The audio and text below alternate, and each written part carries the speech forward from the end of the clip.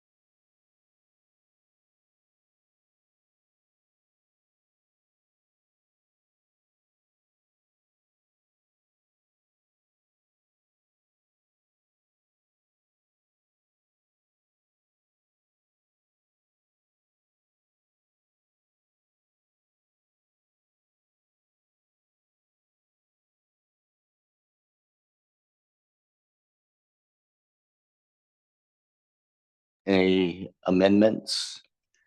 If not, if somebody could make a motion to approve the minutes. Hold on, Chair. Hold on. So the mic was on mute for the last like 2 minutes. So I just want to give everyone an opportunity in the Zoom world now that they can hear us. The chair has called the meeting to order. We've called the roll call. We have 8 members present. We have a quorum. We've called for statements to the public. Since the mic was on mute and no one in the Zoom world was able to hear me, if you would like to provide public testimony to this commission, please raise your virtual hand. Once I see a hand raised, I will recognize you. At that point, the chair will allow you 5 minutes to present your testimony. Once again, if anyone would like to present testimony in Zoom, just raise your virtual hand and we will accommodate you. You will have more. Oh, wait, we have a hand raised from Celeste Nip. Chair, I'm gonna recognize this testifier. Okay. Yeah. All right. Celeste Nip, you should have the opportunity to speak. You can unmute yourself. You will have 5 minutes to present your testimony. I will let you know when you have 30 seconds left and you'll hear a ding. You can begin when you're ready. Great. Good morning, everybody. Thank you Okay, so much for, thank you. I see one hand, Celeste Nep. You can begin your testimony. okay, good morning, Fire. Celeste, you should have the ability to unmute yourself. Shoot, hold on. Okay, yeah. Actually, hold on. Hold on, Celeste. Hold on. I did unmute. Oh, well.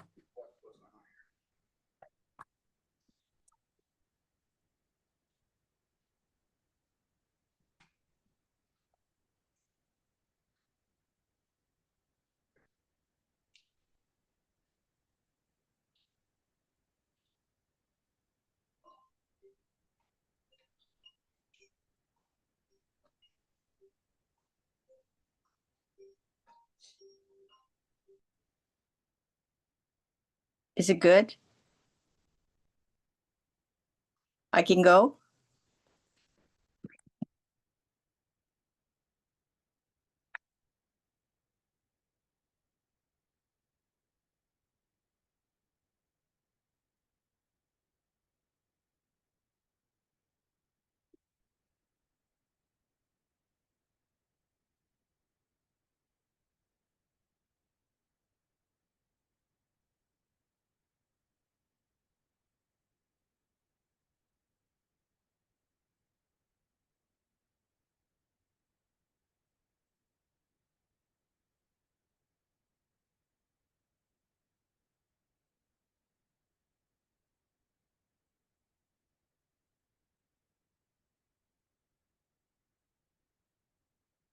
Oh, gosh, gosh, gosh. Oops.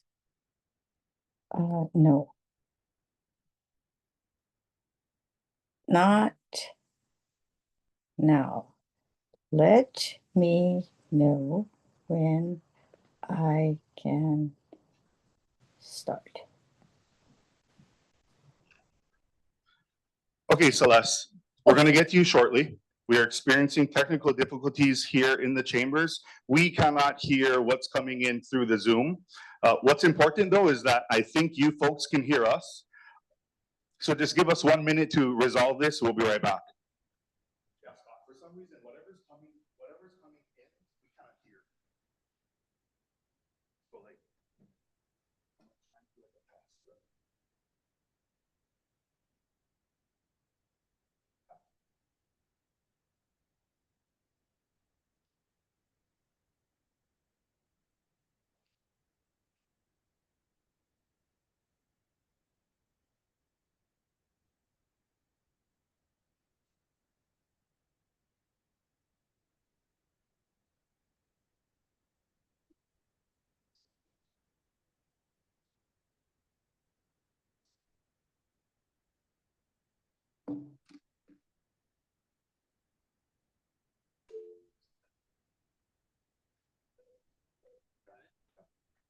I'm sorry. What is your, okay, yeah, Lauren has her extension. Okay, just stay there. Okay, Celeste, let's try this one more time. You should have the ability to unmute yourself. You have 5 minutes. You can begin now. Thank you very much. Can you hear me? Yes, ma'am. Awesome. 30 seconds left, okay? Good morning. My name is Celeste Nip. I am with the Hawaii Firefighters Association. I am just would like to add some comments to your agenda minutes. We are very thankful that your meetings are now on Zoom, so we can participate, and we really appreciate. I know it's a long time in coming, but we really do. It's an ability for us to see you in person because, well, via Zoom, because I've not met all of you. We are the Firefighters Union. We are part of the process with regards to collective bargaining, consultation, negotiations, and we have had a lot of discussions with the fire department. The department is evolving quickly, and it has been sometimes challenging, but not in a bad way. So we do really appreciate just the opportunity to introduce ourselves. If you have any questions about some of the things that may be reported to you, please feel free to call us. And Gerald has participated with the union for a number of years prior to his retirement, and we really do appreciate it. So just a word of thank you. And if there are any questions, please let us know. We have 3 division members on the island of Hawaii, and they can be contacted, or you can directly contact the office. Have a great meeting. I will be listening in, very curious about the next steps on the selection of the fire chief. And thank you. Have a great meeting. Thank you, Celeste. I appreciate that. Anybody else from the public on Zoom? No one else now, Mr. Chair. If anyone else would like to provide testimony as the meeting goes on, as you know, you will have an opportunity at the top of every agenda item to provide testimony. Just please raise your virtual hand. We will acknowledge you and facilitate that. So please let us know. Mahalo. Okay, thank you, Micah. And just letting the public know that as we go over each item on the agenda, you'll have an opportunity to give testimony on any of the agenda items as we move along. So thank you for that. Okay, getting back to our approval of minutes. If everybody had a chance to review the minutes, if somebody can make a motion to accept the regular session minutes. Carleen Wolf, Commissioner, I'd like to make a motion to accept the minutes. Thank you, Commissioner Wolf. Commissioner Hanano, second. Thank you, Commissioner Hanano. Okay, any discussion on that? If not, all in favor of approving the minutes regular session minutes, say aye. Aye. Aye. Aye. Any opposed? Okay, minutes have been approved. Motion passed. Next item is the approval of the executive session minutes. And if everybody had a chance to look at the executive session minutes. Okay. If there's no amendments or anything, somebody can make a motion to approve the executive session minutes. Commissioner Ignacio approve. Thank you, Commissioner Ignacio. Do we have a second? Commissioner Perry. Thank you, Commissioner Perrin. Again, any discussion before we make approval? Anybody from the public want to testify on the executive session minutes? If not, all in favor of approving the minutes, say aye. Aye. Aye. Aye. Any opposed? Okay, minutes are approved.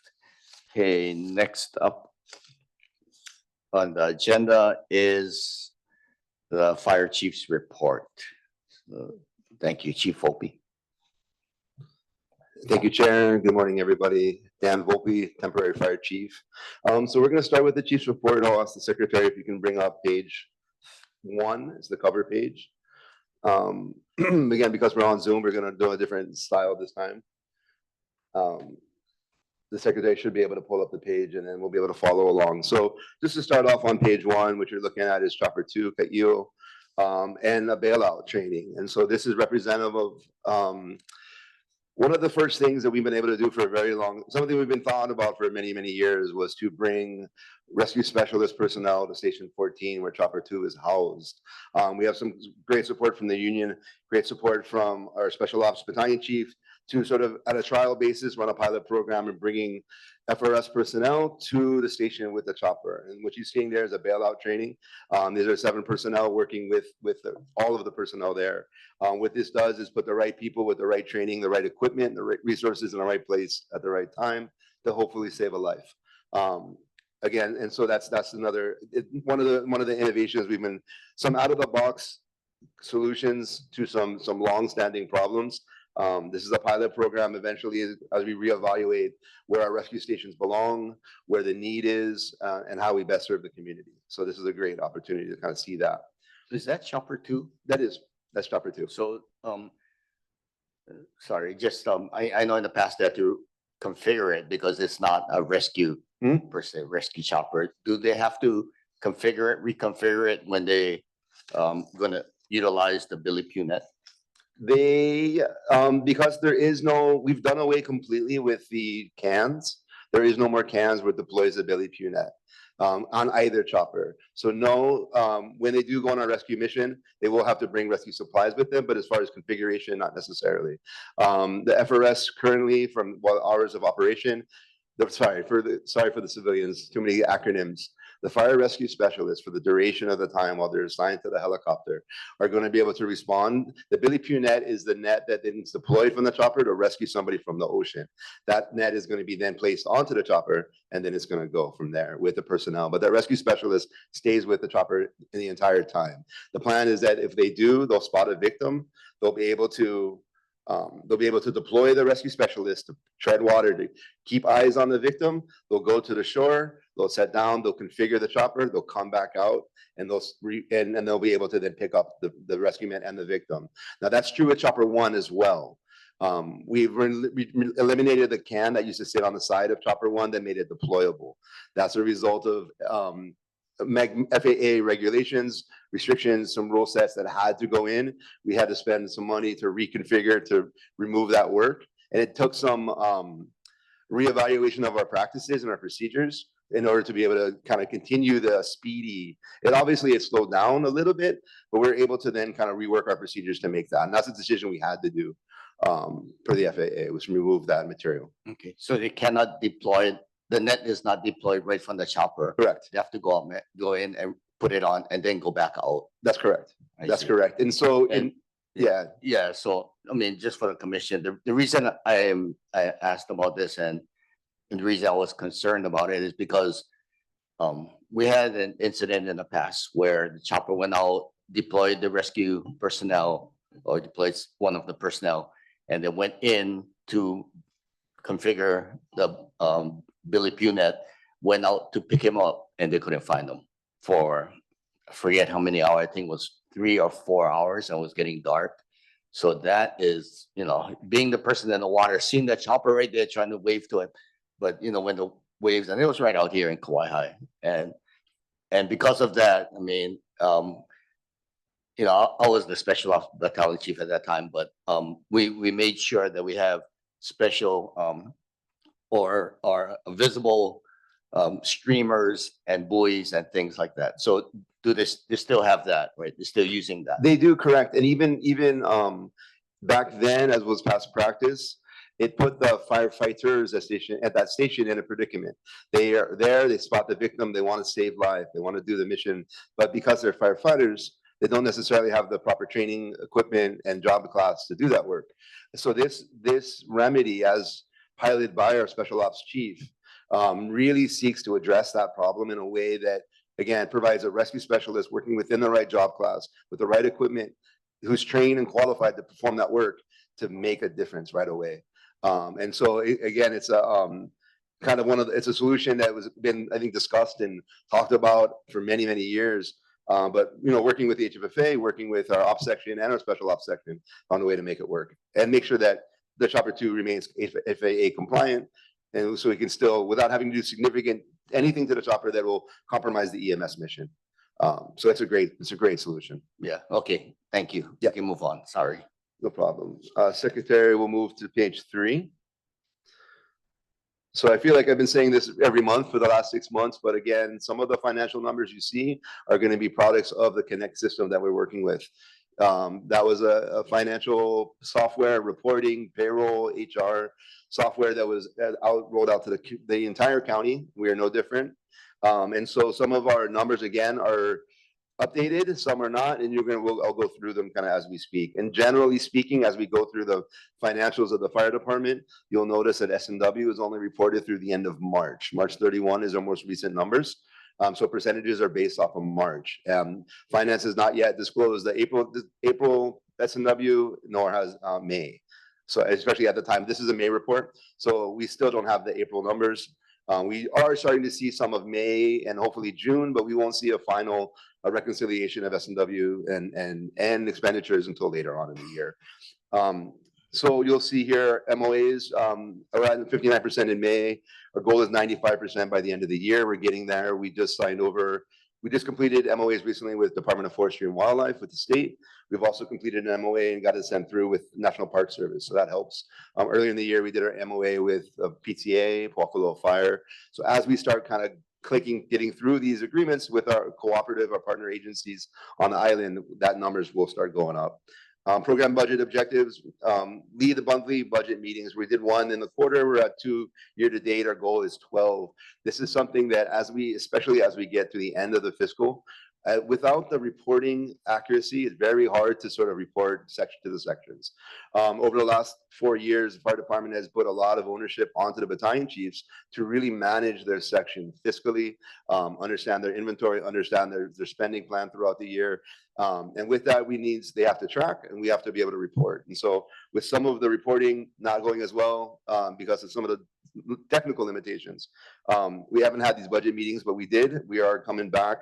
We're starting to get the budget approval for next fiscal. So we start going, with our section heads to start really laying out their spending plan through the year. Total budget, again, these are old numbers. 96 million is appropriated, 76 million year to date, 79%. So this is as of March. We are clearly, as we report on as we're reporting on May, we are much closer to completion of the year. Grants report, dollar value of the grants applied this year, over $7 million worth of grants we've applied for. This exceeds our goal. And as far as the dollar value of the grants received, we're over $2.5 million worth of grants received. Going through the CBDG, again, we received the brush trucks as well as the command trailer. Those bids have all been accepted. The brush trucks have been delivered. The command trailer, we don't expect to see for some time. That's pretty consistent with the time to build trucks. IDLH, that Incident Command and Control Training Program. This is Mastering Fire Ground Command. This is fire that fiscal year 23. Again, we're 27% spent on that grant, but that's still primarily the S&W numbers that are not reported. So as we report through, we only have the reporting through March. We've been conducting session after session after session. We're getting almost everybody has now completed that training with that number. And then as we get accurate S&W numbers, that number will go up. But we're really happy with the progress department-wide. The Brush Truck 316 Bravo, that VFA grant has gone in. We rebid, the specs came back high, we changed our model. We're looking at a flatbed with a slip-in pump as a model to see if that's something that we could use at other stations, other volunteer stations. This will be the first time we've ordered one of those that type of vehicle and be able to, and we've asked for an extension from Department of Interior to give us time to accept the redelivery of that new bid. The Surveyor Junior, the lifeguard tower furnished by Newport Laminates, we're still awaiting delivery. Is that a mistake or you have spent zero, but then it's gonna be delivered in July? Fair share funds, I believe, is match. And so I don't believe, I think because it went out to bid, but the spending on the grant won't arrive until delivery. So as far as the actual invoice shows up, then we'll get delivered and then we'll get the product. But I could double check on that. Oh, okay. Because yeah, I don't think they would ship it if we didn't pay for it. Yeah, that's why. No. Great. Okay, Let's thanks. double check. The safer positions, we've been talking about that for a few months now. Those have been created. Those position numbers exist. They are temporary firefighters and they'll be filled with temporary firefighters. We've recruited a few we have a few coming into this upcoming recruit program. But those positions, we just got the packets. 4 stations are getting 3 brand new firefighters, which I'm very happy about. HFC maintenance shop, again, we received the fair share funding, but we still have not allotted because we have not yet identified a permanent home for the mechanic shop. Looking at grants, these are the end of last fiscal year's grants. So the safer grant is the one we got. The labor cost was total 4.3 million. FPNS is fire prevention and safety. That's a prevention section grant. That was 53,000 that was received. And then the rural health transformation program. This is relatively new. This came from our EMS section. This community paramedicine in general, but it specifically what it refers to is an initiative from the state to identify the number of mental health patients, behavioral health emergencies that we have on this island and across the state. State Department of Health has made a really like aggressive initiative to improve the quality of care to that part of the population.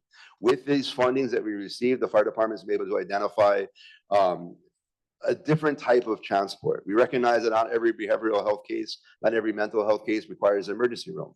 There's hope services, there's shelter services, there's social services that are probably a better fit than an emergency room or a police cell, or a police. So this rural health transformation grant will help open a lot more of these alternate opportunities to provide different transport methods, different transport procedures. We're really excited to see what this grant's going to do with the goal of taking some of that non-emergent calls off of our ambulances. As we know, our ambulance volume goes up and up. We're not going to stop the volume in the next few years, but we certainly can, if we can reduce some of the actual call volume by better treat our community at the same time with this program. I'm really excited to see what that looks like. Chair, we'll move on to page 5. Sorry, Chair. Michael. Human Resource Branch Report. Again, so vacancy rate right now, we're at 12%. Our goal is about 7%. We are seeing through retirements and through the addition of positions. In the last few months, we've added with our new budget, not only have we added the safer positions, we've added fire captain positions, we've added MICT and EMT positions. And so from about 360, we're up to about 381 operational positions in the fire department just in the last few months. And that addition is why you see some of our now starting to be considered as vacancies. We've broken down our vacancies currently as they existed as of May. Admin support at 7, fire 24. That's everything from firefighter to fire specialist, fire rescue specialist to fire captain. EMS represents FMS2s, those are paramedic vacancies. Communications sections, our dispatchers, there's still 12, including not just FCOs, but some of the other positions, the training positions, and not the supervisor positions in there. And then we're looking at 9 vacancies in ocean safety at the moment, as of May. Our human resources we track are how we respond to our employees. So right now, 100% of the 85 different cases, 85 employees reached out to our HR, and each one was addressed in less than 2 days. And that's really important to me. So our employees understand that if you have a question, if you need to talk to HR, you have somebody right there. In fact, we started a pilot program that even puts a person in West Hawaii once a week. So for our West Hawaii employees, so they don't have to come Hilo if they want to talk to somebody in person, we do have somebody up here in the office up here in West Hawaii, who's in our prevention office, they can ask questions. And this was really important during open enrollment. UTF just had their open enrollment when there's changes, births, marriage, that sort of thing. And having somebody to talk to really helps.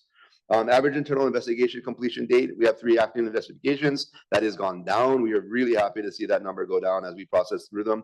They do take a long time, and some of them have gone out to external investigators. So some of them, they are out of the hands of ours. Once we kind of get to it, we do hire an investigator and we move on that way. And again, that's another goal. We'll try to reevaluate that goal. Vacancy rate of 12%. Our goal right now is to stay below 7. Bulk of that is firefighters. We're adjusting it. We have 15 recruits coming out in just a few weeks, and so that will take some of the pressure off that. We've also ramped up our recruiting. We're ready for a class beginning in September, and I'm going to try to pull another class together in March. So we are ramping up in terms and recognizing the need, not only in our vacancies, but just with the additional positions that were created, as well as the retirements that we're projecting in the near future. So we are already ramping up training capacity and ramping up our recruitment to get that vacancy rate down. We understand that nobody wants to get stuck, and having people in the station is what supports that. We get it. You'll look at active recruitments that are going on. Auxiliary services began, open and closed. That employee started. We're in our promotion season. If you recall, for the commissioners that have been around for a while, we went through our interview and selection procedures, and we kind of pushed into an assessment season where from January through June, we really try to crank through as many of our assessments as possible. And the reason for this was to make it predictable. So a lot of employees, they have lives, they have families, they have children, they have trips, they have travel. So if we can tell our employees that, you know what, if this is your year, if you're ready for promotion, it's going to be between January and June. And then they plan their travels around it. They plan their life around it. It makes it predictable, makes it on a cycle. We've been doing this this is the 3rd year we've been doing this.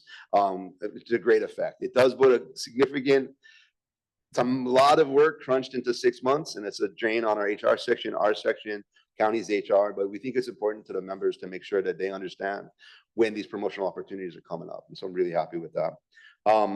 With that, you'll see our fire equipment operator. We did our hazmat specialist. Firefighter recruit is outside of that schedule. We are moving up soon. Our safer recruit, because they're temporary positions, we have to recruit them temporarily and then go through the process. Just a couple questions. One, the fire captain emergency communications, I know they started on May 1st. You have 3, right? No, we have 4 currently. 4. Yes. Okay, and they transferred from the operations side to communications. So no, yes and no.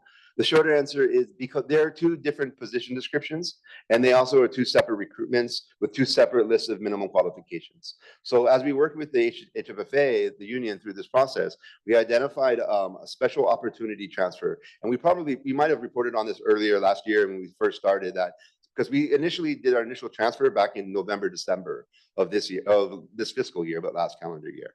And so because there's a different positions, we opened up a special opportunity to incumbent fire captains who were willing to transfer into that position. We have 3 people transfer into that position. We had 1 vacancy. Now, after the special opportunity period closed, we then went out to recruitment. So through recruitment, we were able to then recruit another position. We had a number of applicants. We selected 1 person off of that list.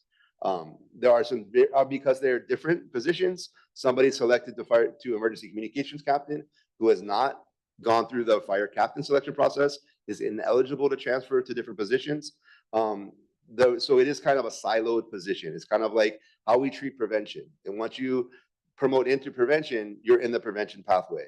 You don't become a captain in prevention doesn't mean you become a captain of the fire. Right. Okay. I mean, so what actually are they going to be doing? They're going to be working 8-hour shifts or 24? No, they're working 24-hour shifts. 24-hour shifts. Yes, sir. Or just like they're working and so they have like sleeping quarters and stuff. They do. And what are their primary duties? So what would the primary purpose of being there? So the primary purpose of them being there is as a, not as a, not to supervise HGA staff, but to be kind of part of that, to be the decision makers, to be sort of the operations piece that's been missing in dispatch. And so what we identify, a few different things that they'll be able to do. One is that they're an operations piece. So recently we had a structured fire, and I'll report on it in this report, where the dispatch captain, so typically when there's a fire, especially in the first few hours, it's pretty dynamic, as you well know. First 10 minutes, if there's rescues, if it's happening, multiple communications. So while the battalion chief is creating their divisions, creating their supervisory structure, and following calm the chaos as we create that command and control, they're dealing with dispatch. Now, a normal dispatcher is dealing with everything. And so while they're focused on this fire, they're still receiving calls about cardiac arrests and people, someone that passed out in a car accident. And so it really diverts the attention of the dispatcher. And so, we've just managed that way. So one of the things with these fire captains in the position has been a way to supervise and really primarily manage that scene. So in this recent example, that dispatch captain was able to move them to a talk group, that dedicated radio communication group just for the personnel on that incident. We were able to work with DPW to bring in a mini excavator, bring in a water tanker, and they're able, the dispatcher, the fire captain assigned to dispatch is able to make those communications, manage those logistics, and really watch that incident. So in the event of a mayday, in the event of an emergency or building collapse, we have somebody really paying attention. Not that the dispatchers weren't, but when they're also getting pulled away on other calls, it becomes very challenging. So that's purpose one. The other purpose of them that they're doing is to make, there's decisions where they bring operational expertise to the dispatch. So as you know, we have recruitment issues. So we have some retention issues. And so at times we have very junior personnel making decisions on who's closer, who's not closer, what's the best way, what's the right way for this? Do we need, like based on anything under the sun comes through dispatch, and they deal with everything. So having that operational expertise does manage that part. So that's another one. And the other thing we're looking at, again, as we've reported on over the past, I don't know, it's been a while, but we're looking at increasing the accuracy of BLS and ALS differentiation through call taking. As we get better and maintaining that success, we're able to, as we get our BLS, we're able to accurately differentiate ALS versus BLS. We get closer and closer to the point where we can dispatch true BLS, meaning not like a basic ambulance with an ALS ambulance to support it, but like a true BLS ambulance with 2 EMTs, not a paramedic, EMTs that are appropriately able to respond to the call, manage the call, transport the patient, communicate with the hospital, document the call, do everything that they need to do to comply with the state rule set. And so as we go through call taking, that's part of it. And then as we eventually move to the fire equivalent of the medical dispatching, that their captains are there for that. So the captains really are, they're sort of a key, in my opinion, they're kind of a key to unlock the potential that's kind of trapped within dispatch. They're so good at what they do. Our HGA staff, our dispatchers are so good at what they do. With this having these captains and these fire operations personnel, it really lets them take off and really expand. And that's super exciting as we see what we can do next. Okay. Was there any training specifically for that fire captain operations in dispatch? Yes. So the way it works is that, so once you recruit into the position through Chief Domingo's leadership, she's been able to set up about 2 or 3 months of 8-hour shifts to get them. And this is all in collaboration with HFFA as we change their shift and we move their schedules. To bring them in, they train on the consoles, they train as a call taker, and they train on the consoles. No, I mean, like formal training, like, is this being done in other departments or somewhere else that it can, that you took a model of to utilize it in other I departments? can't speak to where the idea came from. The fire captains were added about 4 years ago. They were added by through the finance director and the fire chief at the time.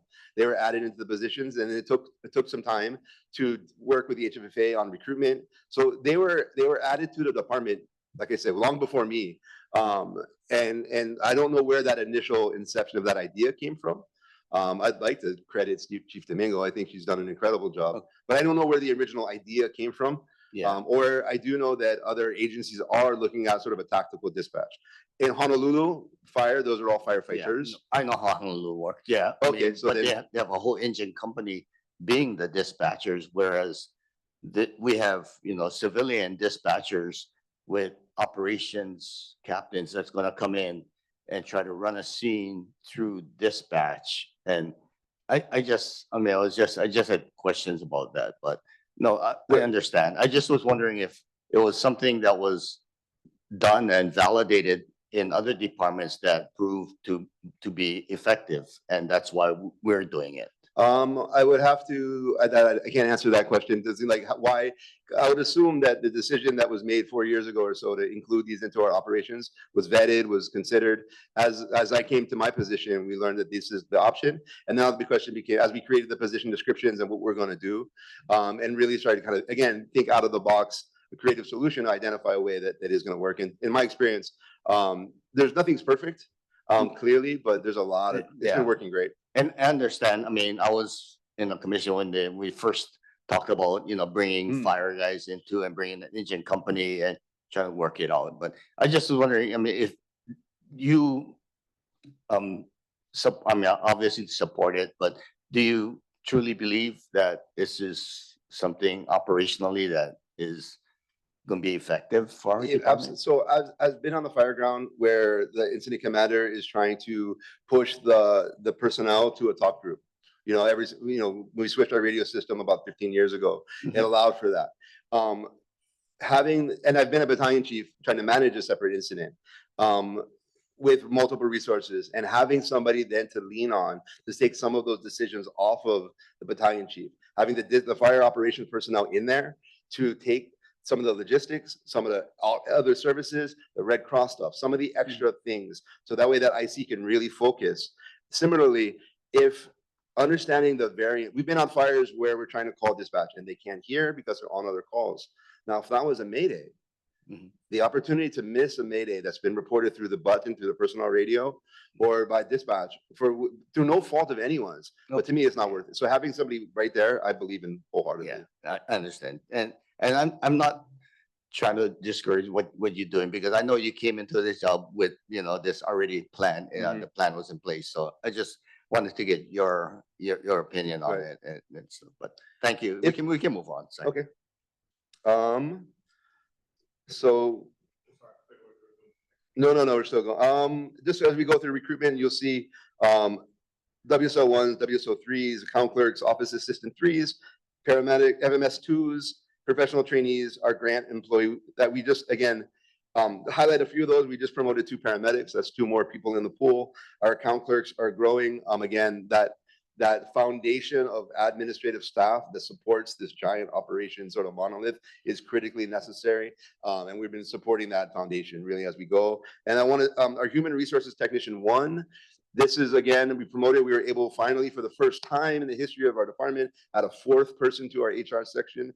Our department is growing, and that growth and that foundational civilian staff support growth alongside our operational growth is what enables us to keep moving at the pace we do. And then the professional trainee, having a grant specialist. Again, grants have been written by the fire chief, myself, the assistant chiefs, EMS chiefs over the course of years. We, for the first time again, have a dedicated grant specialist, but it's so critical. 1, to get every penny we can get that's available, and 2, to make sure that we're reporting and meeting all of our requirements. That grant specialist is massive. And again, these are positions that we've done in just the last 6 months to a year. We'll move on, Secretary, to page 6. Emergency ops. And again, this is S&W number that's reported only through March of March 31st. So it's not accurate. Basically looking at where we're percentage used to the goals. S&W includes our overtime. Usually that's the one that drives it up. We're actually on track. I'm curious to see, we've so far so good, have not had any major extended incidents in the last few months. So while our vacancy rate does directly affect our overtime, as vacancies go up, so does overtime. But without any extended incidents, I'm curious to see where our percentages are at. Equipment is right on track for spending. Helicopter, S&W, OC, and equipment again is right on track. That equipment is low. I think that was some PPE. And I know that Chief Lindsay has gone out and done some spending. Budget program, budget objectives. We're at 47% year to date for the calendar year. We're on track. Our daily vehicle checks. This is something that came up last month. And so as we reported on in May, we recognize that it's still fairly low. We were able to do some, this will be in next month's report, but in the last the last 30 days, we are up to 65%. And then I just asked our IT people to pull, and we're at 70% right now. So 70% is a lot better than 55, and I'm happy to see that's going up. Especially, it's not quite 95, but with that, I remember it was very important to the commission, especially following what happened to Engine 11, that we get those numbers up. And I'm proud to say that right now, those numbers are up, and that increase will be reflected in June's report. I know our ops section is going pretty hard to make sure we get those guys. It's the technology side. We're making sure that they're checking the truck and they're documenting it. Fire calls are going, again, they go up every year. 49 calls in May, almost 2,000 EMS calls. Our department responds to about 2,600 calls in general. That's all of our volume. The percentages there are what they are. We had a fairly busy fire year. I mean, fire month as far as structural fires still only represents about 2%, 2.5% of what we do. EMS consistently run is the other 70%, and that's consistent across the country. Those percentages. Our total call volume projected at 31,200 this year. If you'll notice every month as you go through the reports, you notice that number changes. It's a reflection of kind of current conditions. So it's the most real-time accurate estimate we can kind of produce as we go through the calendar year. Program measure, our turnout times are still, we're at about 20%. Those numbers are actually creeping up. If you've been watching it over time, it's been historically pretty low. I'm not going to jump up and down over a few percentage points, but it is definitely trending in the right direction. Program, and the same thing with our EMS, our response time and our response time for fire and a response time for EMS. Call volume through May, about 30 acres burned, about 10 wildland calls. Structure fires, we had 7, $685,000 saved. I mean, lost, none saved at the moment. Unfortunately, a couple of big fires ended up being total losses. Other fires, 32, property and contents lost about 20,000. And that's something that as we move forward, I want to start tracking and actually seeing where those trends are. A lot of that has to do with how we report on the fire and loss, and what our inspectors are looking at, what our company officers are looking at, and how are we reporting those numbers to kind of make sure that we're reporting real accurate numbers. Ultimately, they're going to be estimates based on our best estimate, but we want to make sure we do what we can do to make those numbers as accurate as possible. Micah, we'll go to page 7. Special operations, OCE, again, these numbers are not going to be super accurate. OCE and equipment there. AS&W is reported elsewhere. Operational uptime for the aircraft, 98%, which is amazing. Almost 100% of our choppers were available for use, whether it's training, whether it's response. Review and updated SOP, SOGs within the cycle. We're still, again, rebuilding. Historically, our policies and procedures and SOGs have been combinations of chief's memos, all personnel memos, directives, emails, and the ongoing challenge of trying to consolidate all of that is ongoing, and it's definitely evident in the aviation section as we've gone through different operations, different directors of operations, different personnel. Still really, really happy with our special ops battalion chief, our new director of operations, who's been working for about 6 months now, really making some big strides in that section. Chief, I know we asked you this before, but this is the last month of the fiscal year really, and we're well below what our goal is or what we're going to be spending as far as our budget. If we have if we under our budget, where does that money go? Or does it go back to the general fund, or which section just in general are you talking about, or specific to this section? Yeah. Oh, well, this is May. Yeah. So we still special operations, like special operations, for example. Yes. Like OC is at 56%. We still get 80,000 or 70,000 more. So again, these numbers are old. We've been, like I mentioned, we have been making purchases. So he has been spending through his funds. So again, these numbers aren't super accurate. We are spending. But to answer your first question, in general, yeah, money, because the way our budget is built off the general fund, money that's not spent does go back to the general fund. So that's why it's incumbent on our administration to make sure we spend every single penny. And we do our budget, like I mentioned earlier, as you mentioned in the report, is $96 million. It's significant. You'd be amazed how hard it is to spend millions of dollars sometimes. But we are working. We've had, in the last 6 months, especially since the passing of Chief Todd, we had to reevaluate and re-educate a lot of personnel on our budget, because a lot of, how it was built, over the course of 4 years was a lot of how he had built it. And so we're sort of inheriting this mindset without a clear direct path to know kind of what was the plan necessarily. And so as we build through stuff, we're continuing to evaluate. It's something we like, again, that's why we're bringing those budget meetings back. We are working on spending everything. And I know these last 2 weeks, we have been literally running, routing contracts, going through IFB, notice to proceed, moving to corp council. Our staff has been trying to spend every single thing. We just spent over $1 million in 2 vehicles just in the last couple of days. We understand that we're not giving money back to the general fund. So I hear what you're saying. I'm confident our special ops chief will be able to spend those funds down. So in our next month's meeting, we'll probably see it kind of. Hopefully we can report accurately. Yeah. Again, like we're still tied to the Connect system and the reporting capability and what the on expenditures. One thing I will say is that as we've mentioned over the last, it's been a year or so, maybe longer, we've redone our special operations budget. We've pulled our aviation section, our hazmat section, our rescue section out of our operations section. And what that does is give us the ability to really drill down on S&W, overtime, miscellaneous, OCE, and equipment spending. And that allows us to then make sure that the chief, in conjunction with, the IC of operations, with the chief of special operations and his captains beneath him, are able to come up with a replacement plan, an equipment plan, and manage OCE spending, as well as manage tractor overtime. And so that granularity is brand new. We won't see it until fiscal year 27. So what we're reporting on here is as we're pulling it still out of the operations section, including equipment that's out of our auxiliary section, including numbers that aren't quite as accurate. To your point, to make sure that we are accurately spending and tracking our funds, we've made huge strides by working with finance to get that ability to track independently. So next fiscal year, you'll see some changes, and it should come. That accuracy should be able to get way more accurate reporting. Is the goal. Let's see. Going down program highlights within special operations. So standardized Chopper 2 training to all fire stations and partner hospitals across White Island.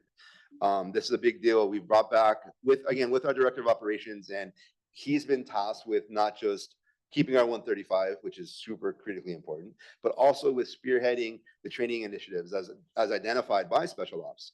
Special ops, so we're bringing back a chopper familiarization. So our helicopter and our crew have gone to every single station on the island and visited with every crew and get a basic orientation, familiarization, and bringing that back annually.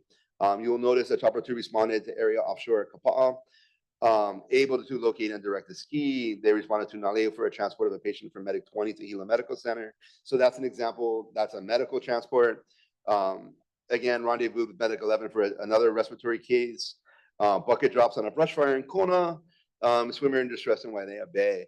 And so what you're looking at is a medical helicopter that's doing medical work, fire work, and EMS and rescue work. Having FRSs there has again opened up the ability to do real rescue work with the chopper. So they've been busy, and a lot of this growth and this expansion of service is directly connected to our special ops BC, his ability to go to the stations, to work with personnel and work with the union to make sure that we can make these changes. It's been really collaborative. It's really exciting. Rescue specifically, you'll see here 1, 2, and 17. They had a missing person in the area of Nanui. I don't decide who gets SARE awards, but that's one. Like they made a spectacular rescue down in Ninole. Super difficult, really high angle, very technical. And it really just through persistence. They were searching and heard a help sort of off in the distance. They found a backpack. They kept searching. They kept looking, and they made an exceptional rescue. Again, and that's our engine personnel, our aviation, our rescue personnel working incredible together.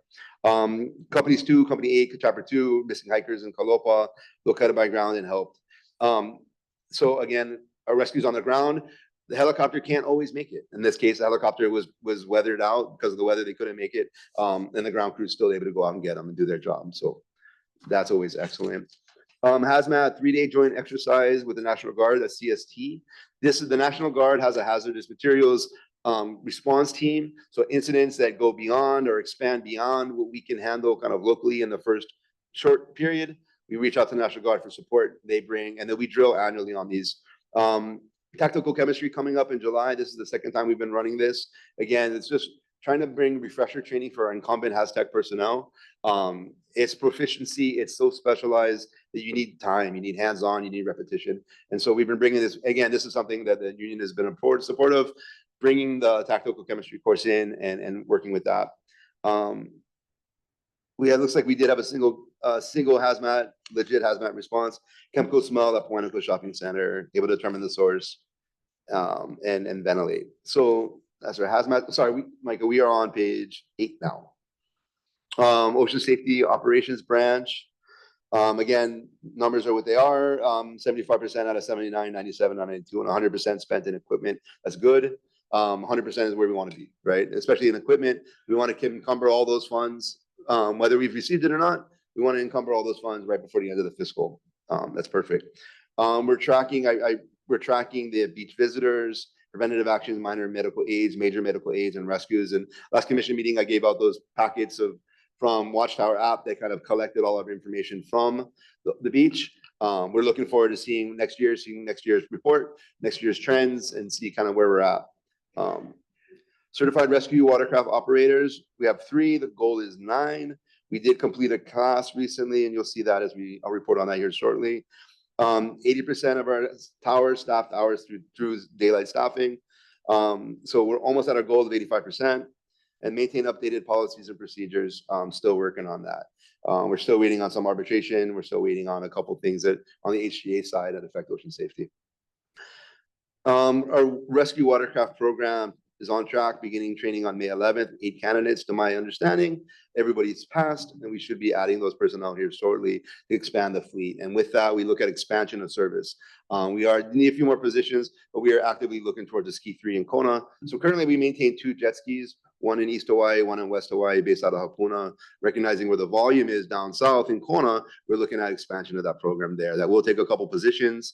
We're not quite at the staffing we're at yet, and so hopefully with the mayor and the finance and support, we can build some position count there. But having operators is the first step. We're also working with HGA on a few different initiatives to help make sure that we're compensating people appropriately. We're delivering that expansion, and then we're really creating some position descriptions that match what they do. So there's a lot of work there. So the class is completed? I believe the class is complete. Okay, so that number should be 11 then. We completed in May. We completed in June. I don't know. This is a May report. So as of the time of the deadlines to get the report submitted, we may not have those. So I believe this is our May report. In July, when we report on June, we should be able to see those numbers change. Okay. We're on page 9. As we go down EMS, again, numbers are kind of where they're at. 77 out of 79 S&W, 85% out of 92, 99 out of 92. And one question that comes up is where, like with 10 vacancies at FMS2, we're still right on track with the S&W, right? So we are maintaining ALS service as often as we possibly can. And we are recalling and we are paying, and there's overtime, there's double time authorized for the FMS2s in order to maintain that ALS service. So even with that, we're still on track on S&W, and I'm pretty happy with that. MICT vacancy is something that we are constantly working on. Looks like there is no ROS grade, no ROS in May. It's unfortunate. A year to date is still 8.8, which still puts us at a pretty good percentage. ROSC again is return of spontaneous circulation. That means that somebody who went into cardiac arrest survived and walked out of the hospital. So across the state, we're comparable, if not more favorable to the rest of the state, and relative to the rest of the country, we're actually right kind of where we need to be.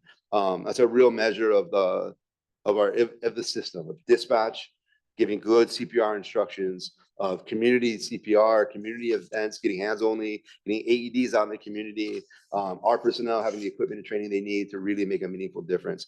And so that rate doesn't just mean that we as a fire department are doing good.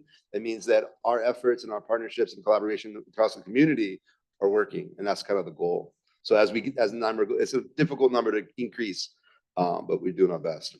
ALS transports, over 1,700 BLS transports. That's with, generally speaking, either with BLS unit or an ALS unit. Less than a 10% paramedic vacancy rate. We are over that. We are trying to get that number down. We will have, we have a paramedic class just completed. So we expect to get at least 4 new personnel into, sorry, the class is just finished. They still have to wait for their license and go through a couple more things. But we do in the next couple of months anticipate getting 4 more personnel into the paramedic pool, which would be excellent. So the quality review of 95% of our critical calls, and that's gone down. Definitely way off of our goal. That's something that I've been pushing on our EMS section, is to really review our critical calls. Finding capacity, especially as they work through the grant, as they get through the end of the fiscal, and all the reporting has been challenging. But that's something that I think that's something that I really want to see. Is I want to see more review of our calls to make sure that we are following the standard of care. Highlights in the EMS branch, they are always busy. They assisted with the assessment center. Like I said, we did promote 2 personnel from fire medical specialist 1 to fire medical specialist 2. The branch met with East Hawaii Center to discuss their MH3 procedures and improve alignment with HFD's response and transport Chief. operations. So that fire rescue specialist assessment, what is that? That's to have the FMS 1 be an FMS 2, and which is like a designated MICT? Essentially, yeah. I want to say in 2008, we created the fire medical specialist position. 2010, forgive me. It's when the first reallocation happened. And so in the past, it was a firefighter with a premium pay. And then we created a fire medical specialist. The fire chief at the time went through the process. Right, So, the way it no, but works, this assessment center is to get the firefighter FMS 1 to an FMS 2? that's correct. Okay, so FMS 1 is a certified MICT, right? Just not Correct. designated, so to No. speak. They don't meet years of service required for the promotion. I'm sorry? So each of the firefighters are recruit that make minimum qualification for a firefighter is a year of the recruit program and the qualifications. They promote to a firefighter. As a firefighter, then typically they'll go into paramedic school. And when they come back, the minimum qualification is for a fire medical specialist is 3 years. So once they come back, once they have 3 years of service and a state of Hawaii MICT license, they then meet minimum qualifications for fire medical specialist 1. At that point, they apply, but it's a reallocation process. It's not an assessment. They go from a firefighter to an FMS 1. Now, once they're an FMS 1, they have to have 4 years of service to qualify for a fire medical specialist 2. So as a fire medical specialist, then they go through that. That's a promotion. FMS or fire medical specialist 2 is the ones that's assigned to a rig. Correct. Correct. Okay, so just let me understand this. So when they come out of MICT school, they're certified Correct. by the state, but they're not an FMS 1 yet until 3 years? Correct. Okay, so what are they? They're just firefighters running, they don't run on the ambulance? They do. So I believe it was Chief Oliveira a few chiefs ago who created this process. And the goal was with the FMS 1s, was assuming 100% staffing at the paramedic spots. FMS 1s would provide a reliever. They could cover sick leave, they could cover vacation. Right. No, I right? understand. And so their license are able to operate. Until right now, because we have short staffing. And so the firefighters with a license, before they meet that years of requirement, they are eligible to TA or temporarily act as a paramedic. So the firefighters with a license before they become FMS 1s are still able to then operate on the ambulance. They're still certified, qualified, and they're eligible to TA from a firefighter to a fire medical specialist too. But they're just firefighters, That's correct. classified. So That's correct. FMS 1, the only difference is that they get more pay? Correct. And a firefighter is an SR 17, and FMS 1 is an SR 21. A fire medical specialist 2 is a SR 23. So as an FMS 1, they get more. They are compensated at SR 21. They are assigned to a station in a firefighter position, and that's their job. Unless there's a vacancy that day somewhere in the battalion, and then they're generally first off the fly after rank for rank in our So as policy. when they come out of school as a firefighter, and then they just get SR 17. Correct.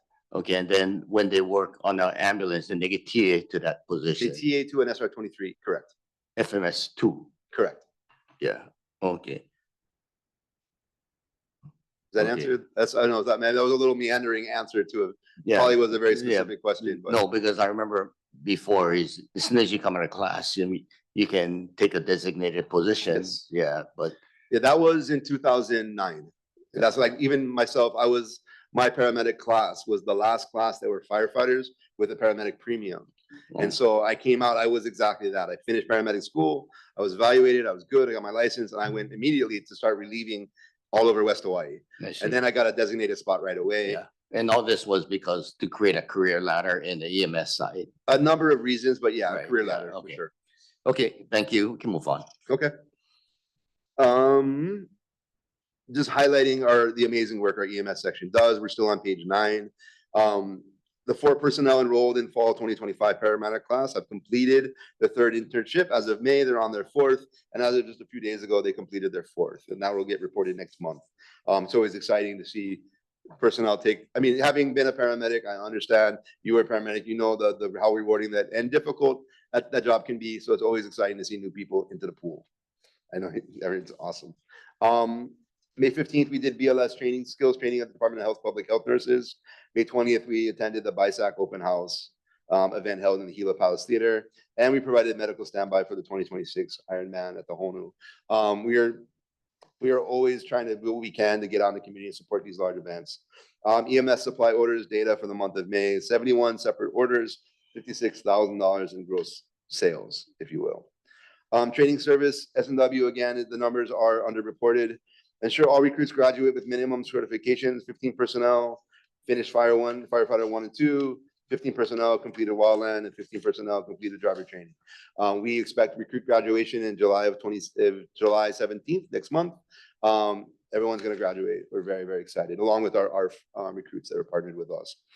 And I'm very happy to see them take this step on their journey. I'm more happy to see them fill some vacancies. I'm going to hopefully drop my overtime a little bit and fill some of those spots out there. We're waiting for them. Professional development, we're 1 personnel only out of 187 total. Some of that's tied to our command training. Some of that are tied together to our command training for our supervisors, trying to make sure that we get everybody, every fire captain, every fire equipment operator, and every fire medical specialist up the mountain to do work on our Calm the Chaos command training. Wildland firefighter training, we had 2 personnel in May. Year to date, we've done 29, and we're trying to identify funding to better align our wildland program with National Wildfire Coordinating Group's training curriculum and build that bridge there. Program training highlights.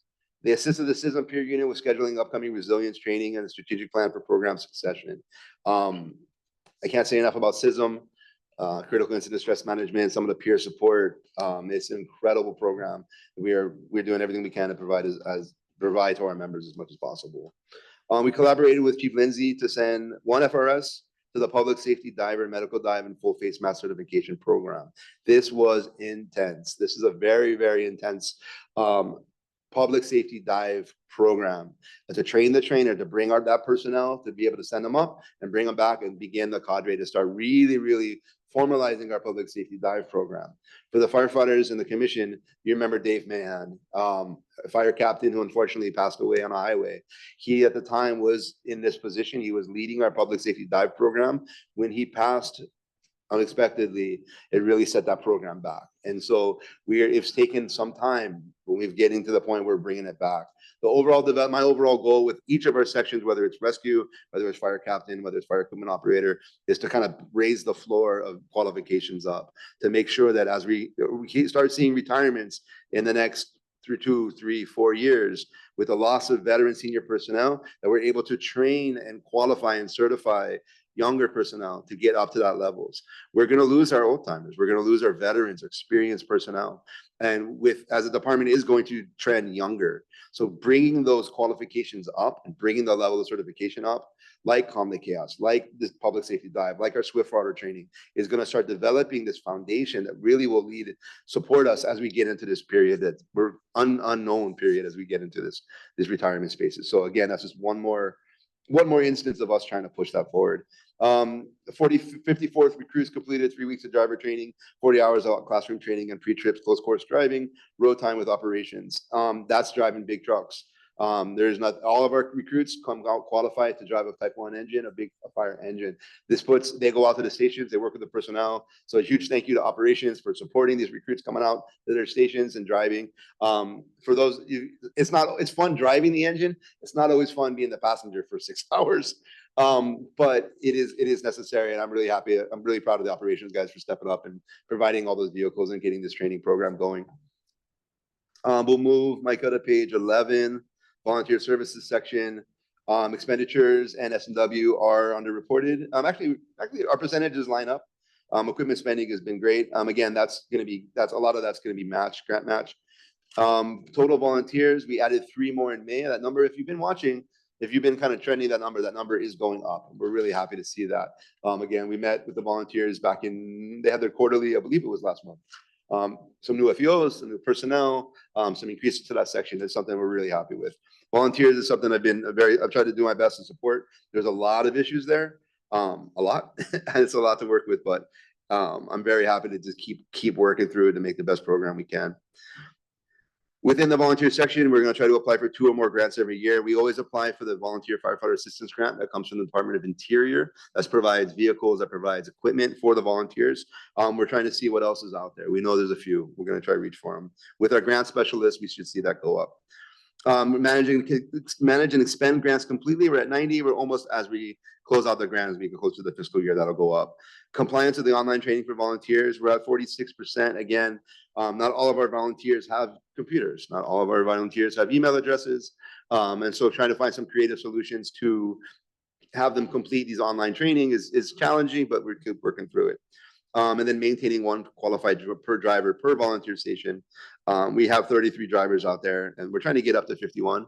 But in order to become a volunteer driver, there's a few more steps. It requires a little additional commitment from the volunteer, who often has a day job and a life and family. And so not everybody is kind of generally up to taking on that additional responsibility as a volunteer, but it's a critical piece of something we're working towards. Fire prevention, our percentages are on track. 81 out of 79, and then 98 for OC and equipment. That's where we want to be. Inspections, 102 inspections in May. That's awesome. Public education events was 5, plans reviewed 45. Fire investigations, complaints investigated, and our average plan review time in days is at 9.9%. These are new metrics. These are metrics we think paint a pretty clear picture of their actions, their activity, and the impact in the community. And so we look forward to seeing, as we get into the next fiscal, we get into the next calendar, we'll start seeing the trends in this data. Plan reviewed less than 14 days. Our goal is less than 14 days, and we're beating it by about 30% under. That's awesome. Again, I don't want the fire department to be the barrier for construction industry, for home ownership, for moving into housing. We want to make sure that we're doing our best, especially on the commercial side. I want to make sure that the fire department's not being the barrier. Public education, minimum 2 a month. We had 7. Again, we're far exceeding our goal. CFIT designation for 2 personnel minimum. We're at 1 right now. That has to do with fire investigations. So that's as our section investigates higher profile, higher risk hazards of structure fire, or to give them the training and the qualifications in order to make origin and cause determination on a high profile case. The fire inspections of a high hazard. Again, these are care homes, theaters. These are buildings where people are. And so those are our high hazards. Old buildings without sprinklers and prevention systems. So we want to make sure that we target those. We're just under our goal for the year. We're going to get better. EPR property list input at 60 updates a month. We were able to do 32. We're about half of where we need to be. Again, that's just capacity as we get closer to the end of the year. EPR is our online repository of our buildings. So our inspectors go out, they get information on the building owner, size, layout, egress, access. They come and they populate a database. That database will continue to grow over time. A database will then populate to the operations side. So when the fire captain is responding, he can pull up information on the building directly on the mobile data terminal that's in every fire engine as we speak. We'll move to page 12, auxiliary services. 66% under in S&W. That's attributable to vacancies.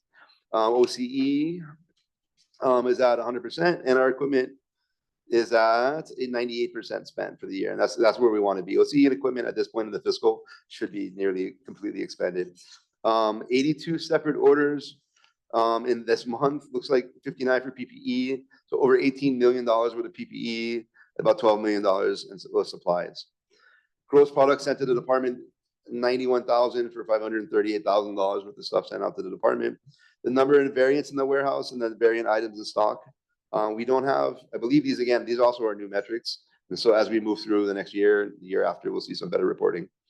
Program budget objectives, spend OCE by 99 by the end of the fiscal. We're almost there. Encumbrance of equipment budget by to 90% by the end of the second quarter. We were able to meet that goal. Stock percentage, in stock percentage, 90% for all warehouse variants at 91%. That's important. That means that when you go onto the website, the way we order supplies is a firefighter goes to the station, they go onto our website. It's like a Shopify. It looks like Amazon for fire service. They go if they want pens, if they need staples, if they need cleaner, if they need a sponge, they go onto the site, they order it, it gets processed, and then it gets shipped back out. But if we don't have it, if you need something at the station and we don't have it in the warehouse, the feeling is that you don't have what I need. You're not taking care of us. So the fact that we're able to have those, and there's many reasons for that, but this really directs the employee experience. It really connects with people feeling like, yeah, our warehouse is taking care of people. Chief. Oh, sorry. No, you can go ahead. Commissioner Kushner. So back to your, the OCE, you're 100%, and I'm assuming this is through March? This is only through, yeah, I believe March. So does that mean for the April, May, June, that you have no money to spend in OCE for those last? We were, months, or that's a you- very good point. On paper, yes, we were able to do some transfers. So we were able to transfer funds from, we were able to make a few transfers as well as the bulldozer funds essentially. So we spent about $330,000 on bulldozers. So that money was able to be funded back from disaster and emergency fund at the counties that replaced about over $300,000 that we had paid out of operations. Replaced some of that funding, was able to move money around, and we're able to continue the OCE spending. Equipment spending should be high early. OCE, we need to maintain service. So the fact that an auxiliary service at OCE is over at 100%, this late in the year you're right, on the paper, represent that, well, we don't have money left for our purchases because things are going to come up. We're still not done with the year yet. But with the transfers we were able to make, and as we were able to make, we were able to bring that down and continue to spend to meet the needs. So repairs that were possibly going to get pushed, we're then able to make. Like we had a few vehicles, some preventative repairs that we maybe have to push into next fiscal, but with bulldozer funds coming out of county disaster funds, with some transfers, we were able to replace that funding and start spending that money. So you're right. Yes. Right. So I guess I was, wondering if some of these repairs and equipment needs were being pushed to the next fiscal year. Some- And they're kind of band-aiding things in the meantime, or if they're able to get money from other departments You're right. What we don't want, OCE is sort of a linear graph, right? It goes every month, it goes a little bit more, a little bit more, a little bit more. If you shoot straight to the top early in the year, that means you've got nothing left as things break, as things need repair. And that's not the way to manage our section. So we're working a lot. We're working definitely we had with the brush fires, we did have some vehicle incidents. We had some repairs. We did see some we did have some vehicle issues that we did have to then repair over time. We did spend some funds. We spent a bunch of money on bulldozers. When that funds come back, we're able to then transfer and to address the needs. And so some repairs that were pushed, we did pull back and we were able to execute. Something as simple as brakes. It's like, shucks, that's not a big job. But if we have to be responsible. If we have a spare vehicle and we don't have the funds for it, we'll push it. But we were able to take care of that vehicle's brakes. We were able to replace an exhaust, do a bunch of exhaust work to an engine in Puna. We was able to get a lot of these repairs that would otherwise have been pushed, get them done right away. But it's the challenge is with OCE, the challenge is always you don't know what's coming next. We can plan, but right, because that is repair. We don't know what's going to break. Nobody would have predicted an engine rolling over.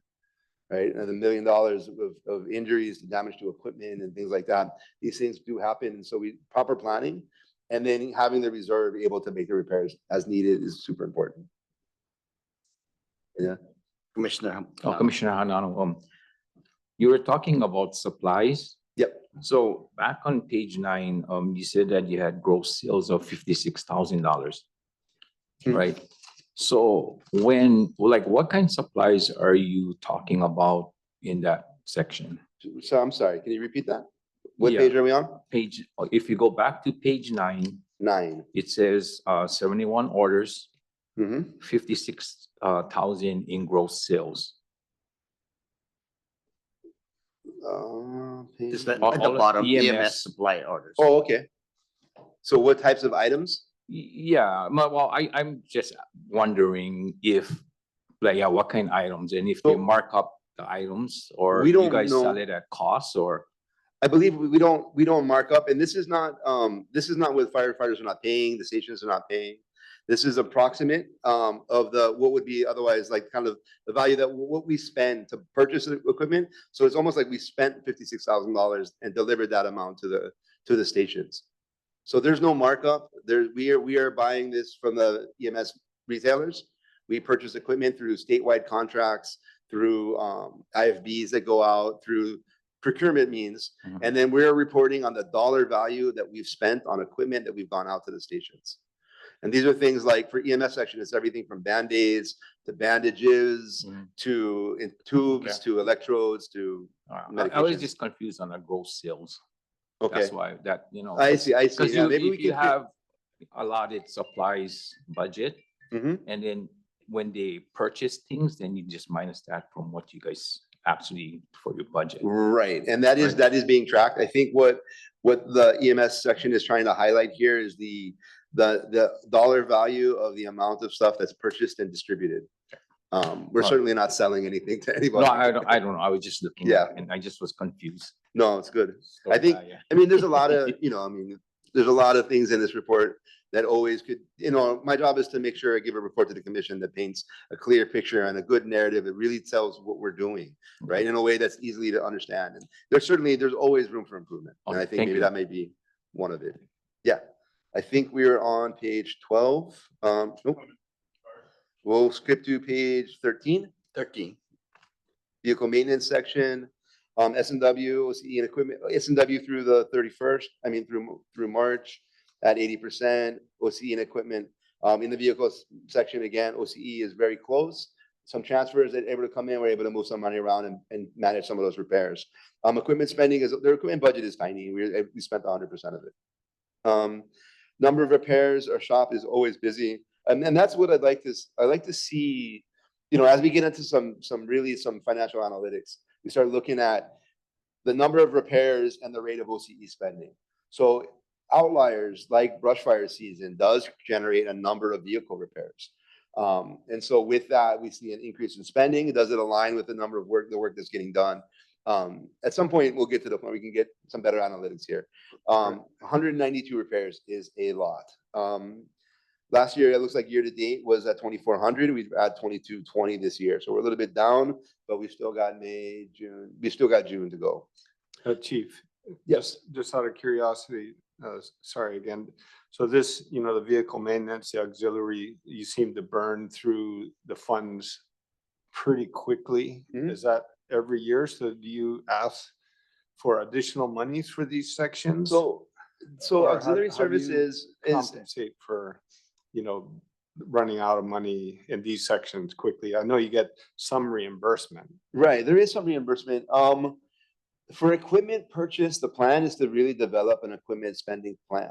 So every year, our equipment manager, our FOSSO, should be able to identify, okay, this fiscal year, I'm gonna buy this much PPE, I'm gonna buy this many boots, this many helmets, I'm gonna buy this much paper, this much pens, and really plot out his purchases throughout the year. Our chainsaw replacement, our hand tool replacement, our nozzles and hose replacements and equipment. And as we trend that, and that's something that we need to do a better job of, is really getting down to a granular level of what is spending. We do argue for funds every year. Again, this year, the county budget was the status quo. This other thing that's not accounted for in some of our OC spending is fuel costs, electricity costs. With a status quo budget, even next year's with status quo. So we're not seeing an increase to these amounts. The mayor's been super supportive with positions, with some radio funds, but it's not going to touch these sections. We expect fuel to rise, electricity to rise, and we're going to have to find that. And what that means as we go through, and that's OCE cost, as we keep the lights on at the stations, as we pay for the fuel, as we pay for water service, things like that. So as we're making these general plans, there are things that then will come up and things that affect. So the short answer is we would love additional support in some of these sections. But really it's incumbent on us to identify what we need before we start asking, because again, like we're one department of 22 departments, right? And my department is the best department, if you ask me. But we share a budget with everybody else, right? And I want to make sure that every department has what they need so that we can be successful. That said, the finance director sets a status quo, we set a status quo budget, and we have to learn then if some uncontrollable costs are going up, that means some of our purchases then have to go down. You know, we have to sort of balance that back and forth. And I do expect a lot from our section heads, again, as we change the role of the DC, especially in some of these sections, is to really understand your section and really financially manage the spending plan. Our fleet replacement plan that we've been talking about for a number of years, an example of just that. We identify a plan to replace our apparatus. As soon as July 1 hits, we already know what we're going to purchase. We can spend our money for the year within the first month. We can start planning and spending it. And then that equipment goes from 0% to 100%, and it stays at 100% throughout the year. Right. And a little earlier, you mentioned there are some departments within HFD that were challenged just trying to spend the money and looking to, spend the money, It can be. at the end. And, Right. but those monies cannot be transferred to other departments that are There short. are or- OCE and equipment. Now, again, I'm not an accountant, and my understanding, my departmental fiscal education has ramped up in the last 6 months. After passing at Chief Todd, I had to really try to wrap my brain around the budget. And I've done, and so my understanding is OCE and equipment can be sort of moved around from section to section to address shortfalls, address expenditures, to address needs, right? And then again, that's also accessible from Disaster Recovery Fund, from FMAG with financial support following big incidents. If we get, FEMA support, that money can be kind of so that money is a little more elusive. There are ways to recoup it and plan it. S&W is set, right? So no OCE money can go to S&W, which means that so I have this many employees, I pay them this amount of money, I do the math, I said, this is my OCE, I build in another 30%, say, for overtime. This is the contractually, this is our contractual obligation, night alarm, rank for rank, mileage, travel time. We build all of that in and that's set. So S&W is kind of off the table as far as flexibility. OCE and equipment by section, some can move, some can adjust. I would have to confer with our accountants to make sure which sections. When we do put these budget meetings together, and our accountant will present and say, okay, yeah, you have this much in this count, you're short over here, you're short over here, what do you need, what are you buying? And we make sure every section to say, okay, I want this, I want this, I want this. I don't have it, I do have it. We can move it around. And so we really do track that. This is not the first time I've been around at this part of the fiscal, but this is the first time in my professional career that I've been this involved at this point in the fiscal year. And so already there's areas where we can do a lot of improvement, and how we manage throughout the year. And the planning component is part of that, planning appropriately. Long answer, short question, but hopefully we got there. Okay. Auxiliary services concluded the month, steady progress in supporting departmental operations through logistics, facilities management. They do a lot. So we're looking at all PPE distractors have been distributed with only one station requiring follow-up to just complete. This gives every fire station the ability to take care of their gear after a fire the right way. We don't want people shooting it off with a garden hose. We don't want people throwing them in the washing machine at home. We don't want anybody having to drive hours to Hilo or to Makale to the extractor and get things washed. Every station now has the ability to take care of their own gear, which puts us light years ahead of where we were just a few years ago. This was a long process. This is a 2022 grant that took 4 years to implement, for numbers of reasons that we've been talking about for a few years now. But that's, again, my goal is that every fire station has a compressor to fill their bottles, has an extractor and a dryer to take care of their gear, has a facility to exercise, to stay healthy, and has a place to rest and a place to eat. And that's just pretty much the basics. We'll move down. We're back to page 13, emergency communications. Again, that's a lot of vacancies in that section, 47% underspent. As of March, they were at 47% of their OCE. You'll look at the E911 fund. Again, that's a state fund that is collected by the landlines that then the Verizon, I believe, who then collects a certain toll. It goes to the state. State manages the fund, doles out the money to the counties, and we're spending money in there. Program measures, 2,600 911 calls. 85% of them answered in less than 10 seconds. That's great. Number of calls, non-emergency, 2,200. So on top of the 2,600 911 calls, they also received another 2,300 calls, or almost 5,000 calls in a month, with about 2 people on duty, 2 dispatchers and 1 fire captain on duty at any given time. They're working. They're always busy. EMD protocol compliance graded 70% or greater. That's what I was talking about as we get towards true BLS determination from that dispatch side. We're at 91% in May, and those numbers have shot up as we track them month over month. And so that's been exceptional. 90% of 911 calls answered in less than 10 seconds. We're right where we're close to where we need to be. We're at 85 out of 90%. Average time to process a 911 call is less than 180 seconds. 208 seconds. We're just a little bit over. Time to call to dispatch, time from call to dispatch, less than 60 seconds. We have some work to do on that. And like trying to get to the point where we're able to say, yes, send the unit. Sometimes the call takers, as they pull the information, it can get a little tricky. But that's something that we definitely can show some improvement. Snapshots and stories. So operations, you'll see a ton of fires. Sorry, Micah, we're on page 14 now. So structure fire on the 6th, residential fire on the 8th, head-ons on the Saddle. You know, we that was the day that we, with the mayor's support, with the police chief support and our prosecutors, put together a video to try to remind people. And that afternoon, while we were in the ECC creating this public safety announcement, that evening or just a few hours later, there was another fatality. And so you've seen, and this is why it's so important that we as the fire department work with our other departments. That if police is doing good, fire is doing good. If the prosecutors are doing good, then we're doing good. If public works is doing good, we're doing good. And so it really, that collaboration and that really one county approach. This was a stark reminder while we're recording this thing to try to get people to drive safe. Had another one. And it's tragic. They never stop being tragic. High angle rescues that we talked about, another structure fire. This was an apartment building. This one had potential to take an entire apartment building. Crews on scene with very limited staffing, only just the 5 person that showed up. We were able to get in, do a search, get to the seat, knock that fire out quick. Pretty spectacular for that company, who does not see a lot of fire volume typically. Residential structure fire, again, the commercial structure in Amaulu and Wainaku. That fire is where we heard the IC communicating on the radio, making strategic determinations, creating a command presence is something that we directly connect to the training we've been doing for the last 6 months. It was amazing. It sounded smooth. We had supervisors in divisions. We had communications. Also, we had the fire communications captains controlling some of the scenes and the logistics in the back end. I could not have been more proud to, just from the office, listen to that call on the radio and just see the progress we've been making in the last few years. Lost Hiker, Beach Road, District 10, again, our rescue companies are incredible.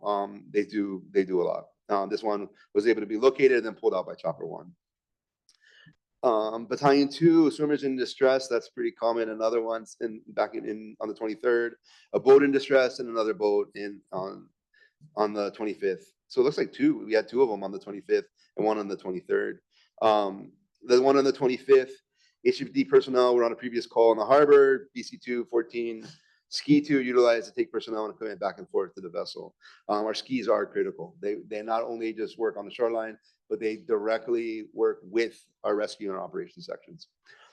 Special events, the Honu, it's a big race. It's a half marathon. It's on my bucket list of things to get to at some point in my career, some point in my lifetime. So we always support those. And those are great opportunities in a relatively controlled setting to work through command and control, work through ICS, work through management of an extended incident, and a real EOC kind of resource operations center model. Those are great. Those are great practices for natural disasters. Chopper 2 training, that's the LZ up at National Park. You'll see our National Park partners as well as our flight staff, our flight crew, and our pilot, Matt Mannion. He's our chief pilot. He's the one who's directly responsible for training, certifying and qualifying our pilots. He's an excellent pilot. He back and forth between Chopper 1 and Chopper 2. More Chopper 2 training. If you haven't been to Kona's LZ in a long time, they've put down a new surface there. They've expanded there. They've done a lot to sort of accommodate some of the larger choppers that come in and out. So I had to look at it and I didn't recognize it, but it's been a long time since I've been at that landing zone. But that's again part of our LZ training and company training with the chopper island-wide. Prevention is again super busy. Prevention clerks, they were at the DARE event, which is the Drug and Alcohol Resistance event. They were at the Wildfire Summit in Kauai. Wildfire Symposium is something HWMO put up. The first one I think was in 2017, maybe 2018. Last year, 2025, Chief Todd resurrected it. We hosted a 3-day event doing wildfire with HWMO on wildfire assessment, home ignition zone training. Really, really good event. We hosted it at the Sheraton in West Hawaii. This year, we decided we're not going to do it every single year. We also have the Hawaii Fire Chief Conference coming to Big Island this year that we're organizing. And so Kauai hosted the Wildland Symposium, 2-day event. It was excellent. I was able to participate. The SWCA tabletop meeting on wildfire. This was another one there's a lot with coming after Lahaina. There are a lot of interest groups, whether academic from the college, professional organizations, research organizations that are looking at fuel mitigation projects. We participate as a way to continue the importance of wildfire mitigation efforts across the island and the state. So our participation, we are not leading these conferences, we are attending and advocating for our fire department and advocating for our community. Fire inspection, the UAS program, the homeless encampment fire, residential complex fire, and the warehouse fire. UAS is our drones. That's unmanned aviation systems. Those are our drone programs, primarily coming from prevention and soon to be some overlap with special operations. Our drone program is going to get brought under the umbrella of our aviation section as it comes to operations, and a prevention team will use the drones as a mitigation and kind of mapping and fuel program. Let's see, we'll go down to, sorry, I missed it. We're on page 17 now, ocean safety. You see the heat map stays fairly consistent. Kahaluu is the busiest beach, followed by Hilo, and then Hapuna is not far off. That small dot on the bottom represents Punaluu, small area. A lot of traffic down there. Rescue watercraft training is ongoing and continuing. We'll skip down to the volunteer training. Every volunteer station is super busy. Again, there was some Calm the Chaos training that was happening at the volunteer level. And then again, recognizing the need for because Calm the Chaos builds directly off of ICS and the common language and conditions are so important. Having our volunteers who are going to respond to these incidents also matters. They need to know what we're talking about. So we're starting to involve them. As we get better at the program, we'll start to involve them more and more and more. We'll skip to page 19. This one I'll go over real quickly. These are just technical services highlights. Power BI licensing secured and assigned. This may not seem like much, but what this does is real-time tracking from our reporting system that goes directly to our assistant chief and our battalion chiefs. So our battalion chiefs can log in the morning, go onto their computer from the office, and from the dashboard, can see who's checked their vehicles, who has completed their reports, what the staffing looks like in a real time, so all of the equipment, vehicles, reports, all that gets checked. And so from a dashboard in the office, we can see hey, station 7, you haven't checked your truck today. Hey, station 4, looks like that thing wasn't checked in 3 days. And so that level of accountability from the AC to the BCs is making a huge difference. And this is using the technology to get to the point where we can start tracking that. Now, on the salary side, on the staffing side, same thing. We can track real-time overtime, who's in double time, where our rank for rank is at. Are you tracking? Are you over your hours? Are you under your hours? What's your minimum staffing like? So these Power BI is something that Chief Todd tried and tried for a long time. And finally, in the last few months, was able to kind of get it over the finish line. And something that really, really happy to see. And my goal as the temporary fire chief is to continue to advocate for accountability. And so accountability on the personnel, but accountability on us too. We got to make sure that we have the systems that can track. And so part of that is very technical, but huge for our fire department. Medical updates, these are just updating software solutions. Some of the Hawaii Telecom to get Volcano Fire Station managed. Those are some of those efforts. Couple big things in safety program I want to kind of highlight. Our respiratory program is still ongoing. We're still working on building capacity for a captain to logistics kind of respiratory captain under the auxiliary services section to really, we believe there's far too much work to be spread around operations and everybody else. This is enough work for a person every day, all day, to make sure that respiratory program is on track. And it's too important to get wrong. So we're still working with DHR on the creation of that position, but still working on our compressors. We're expecting receipt of another compressor, a mobile TCOM, July. So we should get another compressor coming in soon. These are what fills our SCBA bottles and our scuba tanks so they can go into burning buildings and go underwater. NFPA ground ladder testing equipment, we've got it. We've started processing. We have had our meeting, that June 2nd meeting happened, and we're going to start going out to the stations and inspecting their ground ladders for the first time. Environmental and mold testing, again, we live on a wet island. It rains a lot in East Hawaii. We've had some instances with mold. We were able to come up with a contract to identify a provider to make us much more agile and more quickly able to respond when there's mold in the station. When somebody sees a leak, we can address it as quick as possible. So there's a lot of work gone into that. Our safety committee meets. It's a combination of HFD and HFFA. And we try to represent our sections, and we meet regularly. We're looking at expanding that to include HDA and UPW as well. We're looking at seeing kind of how we can expand that safety committee. I think that's a good meeting.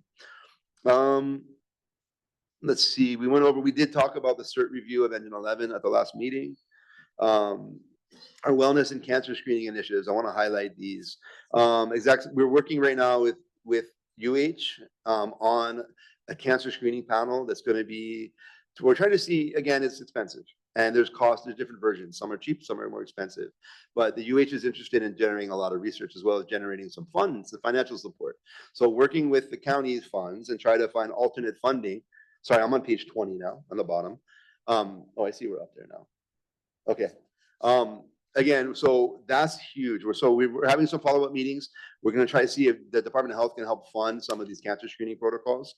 We also went through the donation of NFPA 1582 compliant medical exams. So just a week ago, I sat in front of council with our fire safety specialist, who's been doing incredible work. And we were able to receive the donation of 150 full NFPA 1582 compliant physical exams. These will include cardiac stress tests, hearing exams, a lab panel. They'll do ultrasound, and the rest of the panel. And so this will be the first time, well, not the first time in a very long time that we've been able to expand this expanded 1582 medical screening to our personnel at no cost. And the reason there's no cost because at last year's Fire Chief Conference, Chief Todd ran into the owner of this company. His story moved the owner. The owner remembers our department and and said, I want to help. And so how do we help? He's willing to donate these funds. This sets us, my goal is to expand this into an ongoing program, not just one time and done. This will be the beginning of what we will continue. It's based on relationships, it's based on people, based on caring, and this is huge for us. Really, really happy. I went in front of County Council. County Council supported it, received the donation. We're looking at testing in the fall. As we do that again, our CISM, we're looking at CISM apps. Police has an excellent opportunity. Police has a system where they're able to sort of track on mental health tracking and reporting on their kind of by phone, by individuals. We're looking at kind of taking that model and expanding it to the fire service. And our IFFF Fit to Thrive course. Chair, you may remember the Peer Fitness program, the Fit to Thrive program. We were able to get assistance from the County Training Fund to bring that program back as well. So we're actually looking at bringing that program back next fiscal year, hopefully in the fall. We're scheduling to bring the instructors on the cadre. This is a physical fitness program as recognized by the the International Association of Fire Chiefs, I'm sorry, too many acronyms. The International Association of Firefighters. This is their program that is a wellness and physical fitness program. Bring it back to the island. We haven't done this in about 15 years. We'll scroll down to page 21, May 2025 promotional ceremonies. You see this almost every month. I think every report we're showing promotional ceremonies. These are great. It represents a vacancy rate. It does represent retirements that now we're promoting into these positions. But I have the honor every time of administering the oath of office, and really highlighting the families and everything else that goes into getting those individuals to the point to where they're taking an oath and getting their badge. It is one of the highlights of my job every single month. Every time we get to do it, some happy faces in there. I mean, just personally, like, having spent over 20 years in the fire department, having worked with these individuals as a captain, as their driver, as their partner, as their firefighter, and then watching them come up is something that is really, really special to me. EMS week in May 17th to the 23rd was recognized by the Hawaii County Council with the mayor's office, another proclamation. May 26th, the Haveo Award. We got special one-time only permission from the county council chair to give Haveo to 2 people this year. And the people we chose were instrumental in repairing that Seagrave, that 1948 Seagrave truck that carried Chief Todd on his last alarm. So that's something that's been a part of, and we actually found that truck has been part of our department for over almost 90 years. It is integral. It has carried fire chiefs in the past. It's carried police chiefs in the past. But it was sitting at the station. It was sitting in a yard, kind of just broke down. Our personnel went above and beyond, working on it, getting it running, getting it going, cleaning it up. It was beautiful. For any of you who attended his last alarm back in January, it was amazing. The least we can do is to honor the people that, on top of everything else they do, they found the time to do this work. It really, really made a special moment for everybody. Dare Day, again, we do this with police, in collaboration with police for the schools, the DARE program, consequences of drinking and driving and impairment. It's always great to show, again, every opportunity we get to show the community, young or old, what we as a department do, what we bring and how we can help is I'll take every opportunity we get. So you'll see a lot of our specialized units. Looks like police has their looks like their bomb unit, and some of those specialized teams. Again, it's the community that sometimes doesn't always recognize how much we are able to do for them. And so this is an opportunity to show what we do for you. Through the years, speaking of that Seagrave, so this picture, we're on page 23. This is in front of Central Fire Station in 1950. That Seagrave, I don't know if it's on the left or on the right, but that is one of those 2 vehicles right there. This is old Central Fire Station, which is currently getting renovated. This was when Central Fire Station was only 12 years old. It was the new station. There's somebody sitting in the seat that went on to become the fire chief. Everybody in there, their families, like I talk about this every month. We are who we are and where we are because of the work of these guys in this picture, the men and women of the department that kind of got us to here. And if we don't embrace our history, we're always going to we've missed that opportunity to embrace some of the history of our department. I'm very happy to put a picture for the past in every report to maintain that we remember those connections. We remember our past every year. So that is our report. And I will stop there.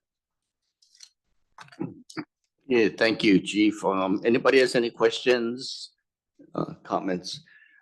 I just have one question about the Ocean Safety Pahoa Station, the last Oh, yes. one. So that one is, Old Pahoa Fire Station, the Pahoa Pool and the Pahoa Community Center, we've rented out or taken a piece of that community center is the Puna WSO3's office space. So that's what that building was. So that is just a piece of that community center building is now the office, the 40-hour office of WSO3 assigned to Puna. Well, that's right next to our old Pahoa station. Absolutely. Yeah. I'm very familiar with that old station. Yeah. Okay, thank you. Sure thing. Anybody else has any questions? Yes, Commissioner Wolf. It brings me to the page 16. A few of my people in my District 2 wanted to inquire on the fire department, if they're partnering with police, or do they have like a task force for the homeless encampment fires, or if they're for the homeless, to rectify the homeless problem on the island? I If will there, say- what the role the fire department is playing in that? Sure, absolutely. So what the role of the fire department plays in that is twofold. One, on the EMS side, primarily on the EMS side. So our organization's community paramedicine efforts, our fire medical specialist streams that have gone out, have been partnered with the kind of the mayor's initiative to go and clean some of the park areas and work with some of the park areas. We've been able to put our community paramedicine people out with them as they go through, do some field medicine, do some wound care, wound cleaning, to take care of the needs of those people or that community. Because like, as you know, in the encampments, the people that live in those encampments aren't always able to get the healthcare that they need. So we're able to provide a resource to give them the help and the services they need. As far as when we are fires and issues, our new prevention staff on the fire side, our prevention staff does go from time to time with police to then go and then to kind of take a look. And sometimes there'll be, if there are fires or there's campfires or there's rubbish fires, or 911 will be called, an engine will respond, and that engine then will communicate that back to the prevention section, who can then go and really see where the threat is, right? And see where the risk is. There is still laws the cooking fires are allowed. You are able to create a fire with certain restrictions. We, as far as a specialized task force, it's not part of what the fire department's scope of what the fire department's mission is. But the preventative action and the wound care and part of the taking care of the needs of the EMS side is something we do. Thank you. Do you think that's beneficial, the program they have right next door to the Salvation Army?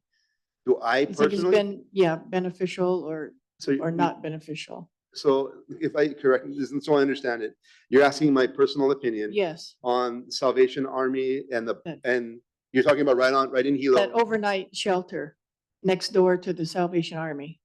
I mean, if you're asking my personal opinion at a fire commission meeting, I would say yes. My personal opinion is that with humans, we take care of people. And if the county is able to take care of people in a way that takes care of them, I'm all for that. Okay, anybody else? Oh, oh, Thank sorry. you. Sure. Anybody else has any other questions? If not, we can take a short recess and we'll come back at 10:55. 10:55. Thank Okay. you. Thank you.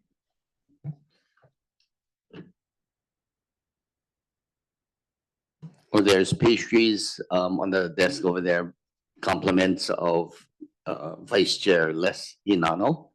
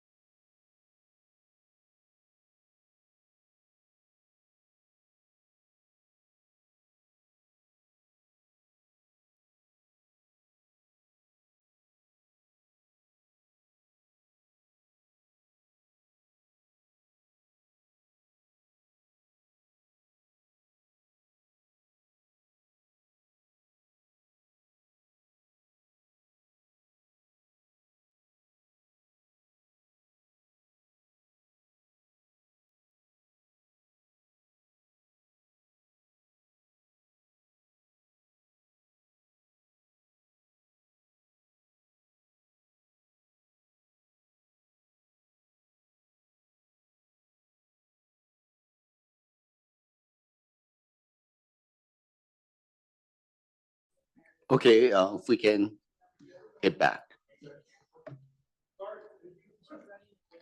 Okay.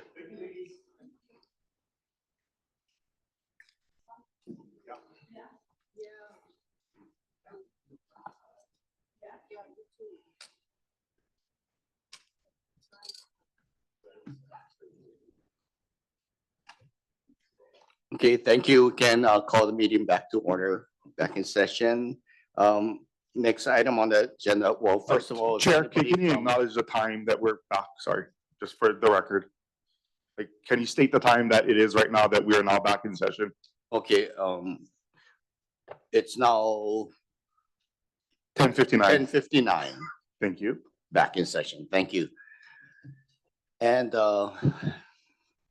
before we move on, is there anybody from the public that needs, wanna comment on the chief's report? As of right now, Chair, no one in the room who signed up. We have no one in the Zoom room that has their virtual hand. If you would like to testify for the remainder of the meeting, just raise your hand in the virtual world and we'll facilitate you. Mahalo. Okay, perfect. Thank you. The next item is new business, which we have none, but we have something from Corp Council that they would like to say. You can call item 6A first, Chair. Item 6? Yeah, because it has to do with that. Okay. Okay, next item on the agenda is item 6, unfinished business, which is consideration of the process to appoint a permanent fire chief. The commission may discuss the process for recruiting, screening, selecting and appointing a permanent fire chief in accordance with Rule 11 of the Fire Commission rules. Discussion may include establishing a timeline, recruitment strategies, criteria for narrowing and selecting qualified applicants to interview procedures and other elements of the selection process. So the commission will also receive an update from the Department of Human Resources relating to the status of the application process and the screening of applicants. And following discussion, the commission may take action on this item. So first of all, do you have something? This is Deputy Corporation Counsel Cameron Takamura. To help facilitate your guys' process and to kind of provide a refresher of where you guys are in the fire chief hiring process, I put together a summary of the actions and decisions you've made so far, as well as a general outline of decisions and actions that you guys still have to do to complete your guys' formulation of the process. So I'm gonna pass out the document now.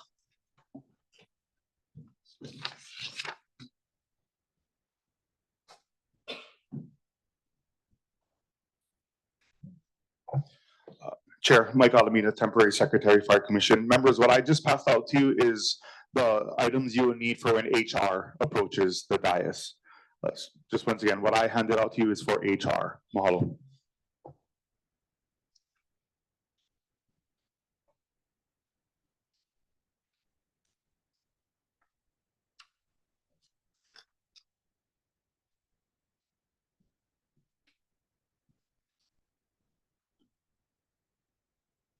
Thank you. If you all could just take a minute to review the documents that was just handed out.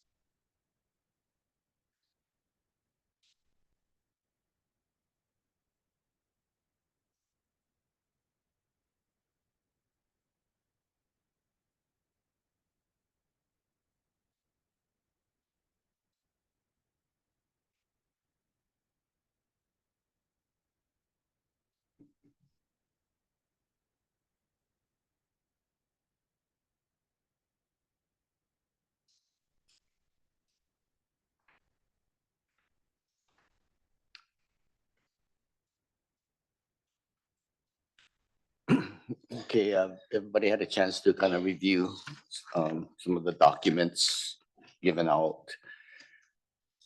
Two of the documents that was given out from HR is just, one is from the old police letter in the chief of police selection process. And then the other was just a announcement that went out to the candidates initially. That the one that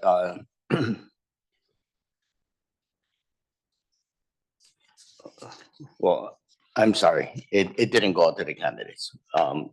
One is what is something that we may want to give out to the candidates. Yeah, and then the other document is just the posting that you guys did for the notice of vacancy, and that's just for your guys' records in your binder. Okay.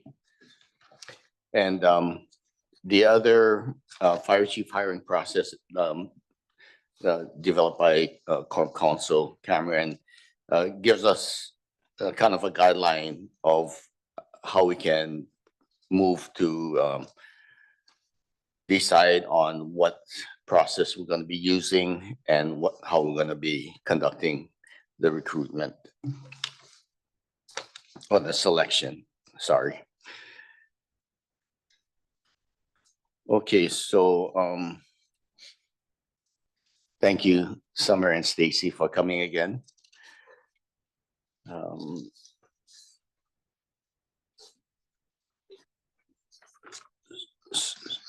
this point, you can move on to this part.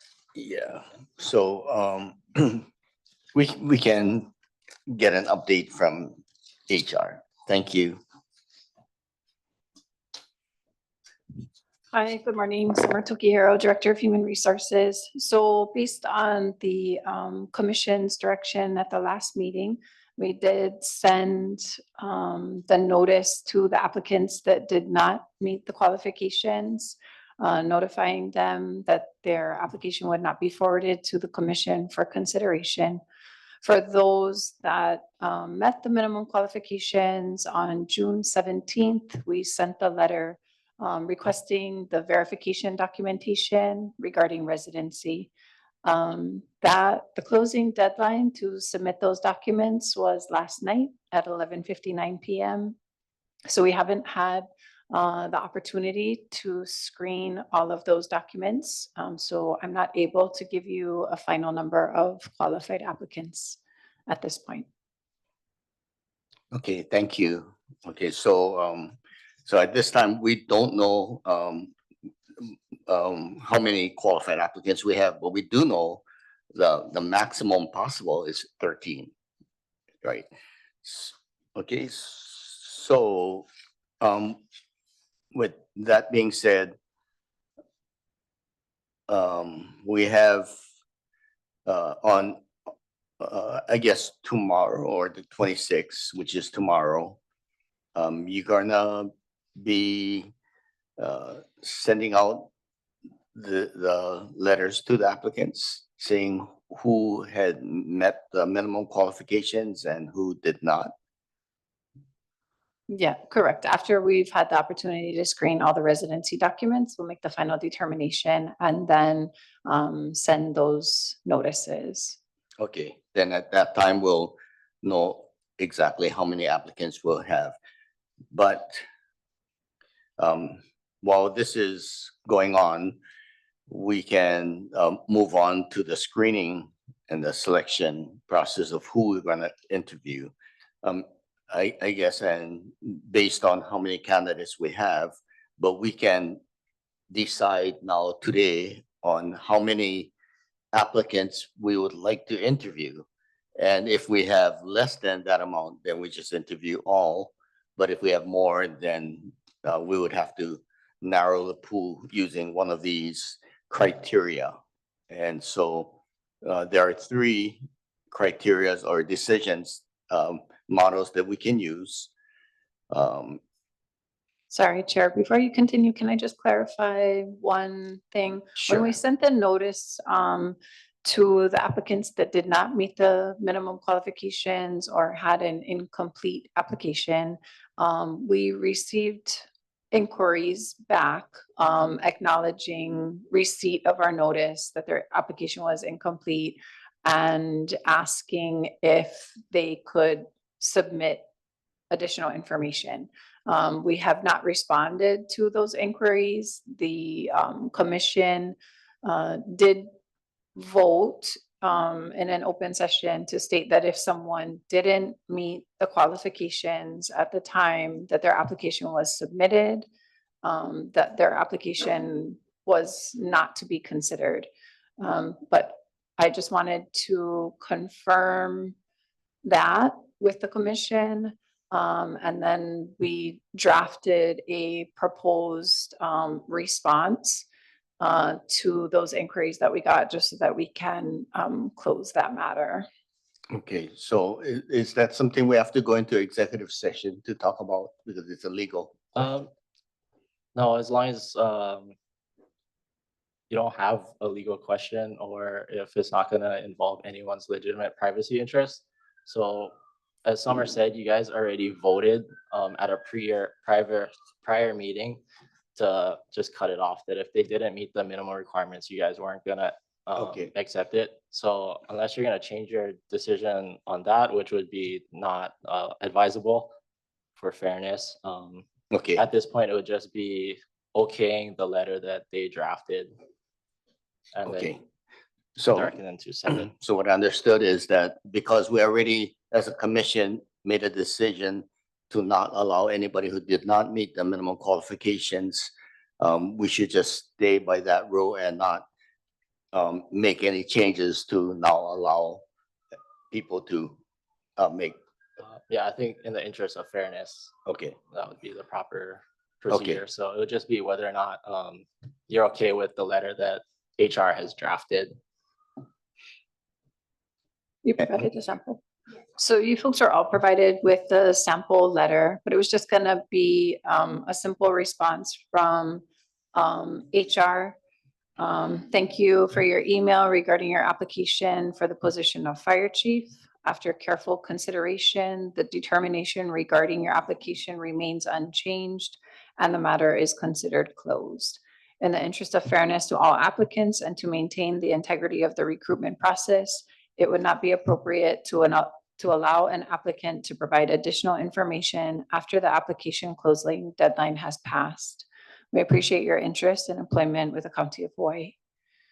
So we could send this notice in response to those inquiries on behalf of the commission if the commission approves of the letter. correct. So I don't think we need to make a motion, but we already decided on that. I think it would be good if you would just approve the form of the letter by motion. Okay. So what we're, if we can make a motion to approve the letter that will be sent out to the candidates who did not meet the minimum qualification or who did not meet the minimum qualification initially and would be sent a letter saying that their request for additional information is denied. Motion to approve. Okay, Commissioner Ignacio. Can I have a second? I second. Okay, Commissioner Kushni, thank you. Any discussion? Any testimony from the public? I don't see anything. No hands up. So all in favor of approving that, say aye. Aye. Any opposed? Okay, motion is passed. Okay, thank you. Thank you, Summer. Thank you for drafting that letter. Okay, so the next, Commissioner Ignacio, Summer, is out of the 13 applicants that qualified, how many responded back? All 13? Do you know? At this time, we're not sure. Yeah, because the deadline was last night, so we're not sure if how many would have responded. Thank you. so I'm sorry, I didn't hear that. All 13 responded? We're not sure. They're, Oh, I see. You're not yeah, sure. at Okay. at the time that we left the office see. last night. Yeah. Okay, we weren't sure. okay, no problem. I knew you had to leave early this morning, that's fine. Okay, so if a decision is made, to narrow the pool, we have to, determine, how we're gonna narrow it down and to how many candidates. So, So Deputy Corporation Counsel Cameron Takamura. So at this point, because HR doesn't have the numbers, you guys can decide either to wait, then you'll have an exact number of how many people there are. mhm, Or if you'd like to proceed today, I mean, I guess Yeah. you could set a number that you would deem feasible. right. Okay, so the question is, should we wait to HR to give us a number, or can we just determine a number right now? And if the number is less than that, then we can just interview all, but if it's more than that, then we can use that criteria on reducing that number to the amount, which is a manageable level for to interview. Commissioner Perrin, I think we should wait for the outcome Okay, and to see how many is qualified. And then we go from there. I mean, I don't want to put anybody out. If there's 13 guys, I think we should interview the 13. I mean, if they made it that far. any other comments from the commission? Everybody okay with that? Okay, so if we're gonna interview up to 13 of all the candidates, then this part, this narrowing the pool is moot. We don't have to consider that. So what I gathered from Commissioner Perrin's statement was he was also proposing to wait till they get a final number, right? Yeah, but but what he said is that even though if we get 13, which is all the candidates, we'll still just go with all the candidates. That's just my opinion. Yeah. If I 13 understand. qualified, Right, I would say we. and that's interview. why I'm putting it out to the commission. Yes. Anybody has any comments to that? Commissioner Ignacio, I think we just wait until we find out how many, because I don't think all 13, might not.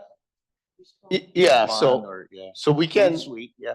but if we wait, if we go and interview up to 13 candidates, then we don't have to do this pool, narrowing of the pool. But if we decide that we don't want to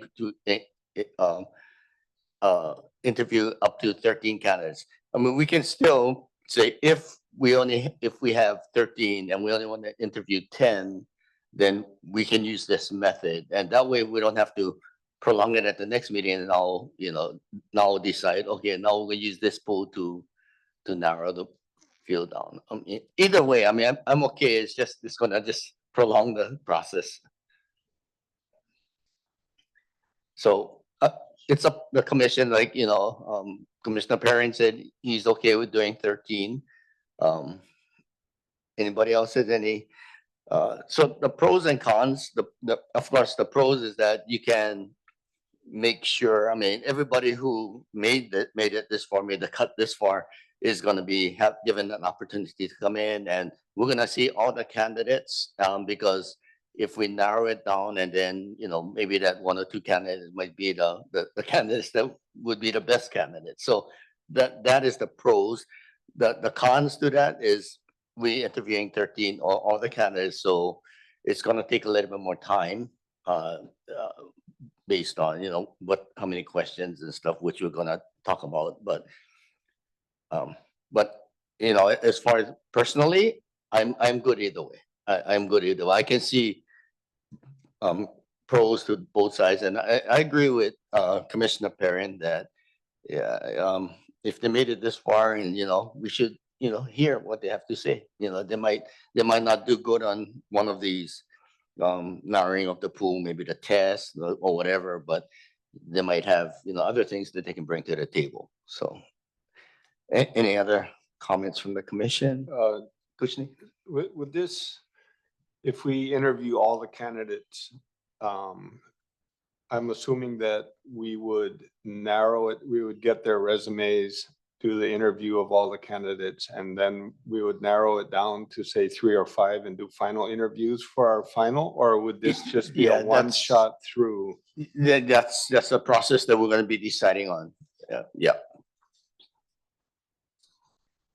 So, but the initial is that we would interview all 13, and then from there, we can narrow it down to the final pool of 3 or 5 or whatever.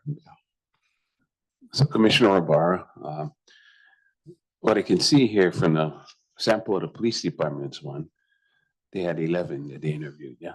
They live interviewed 11.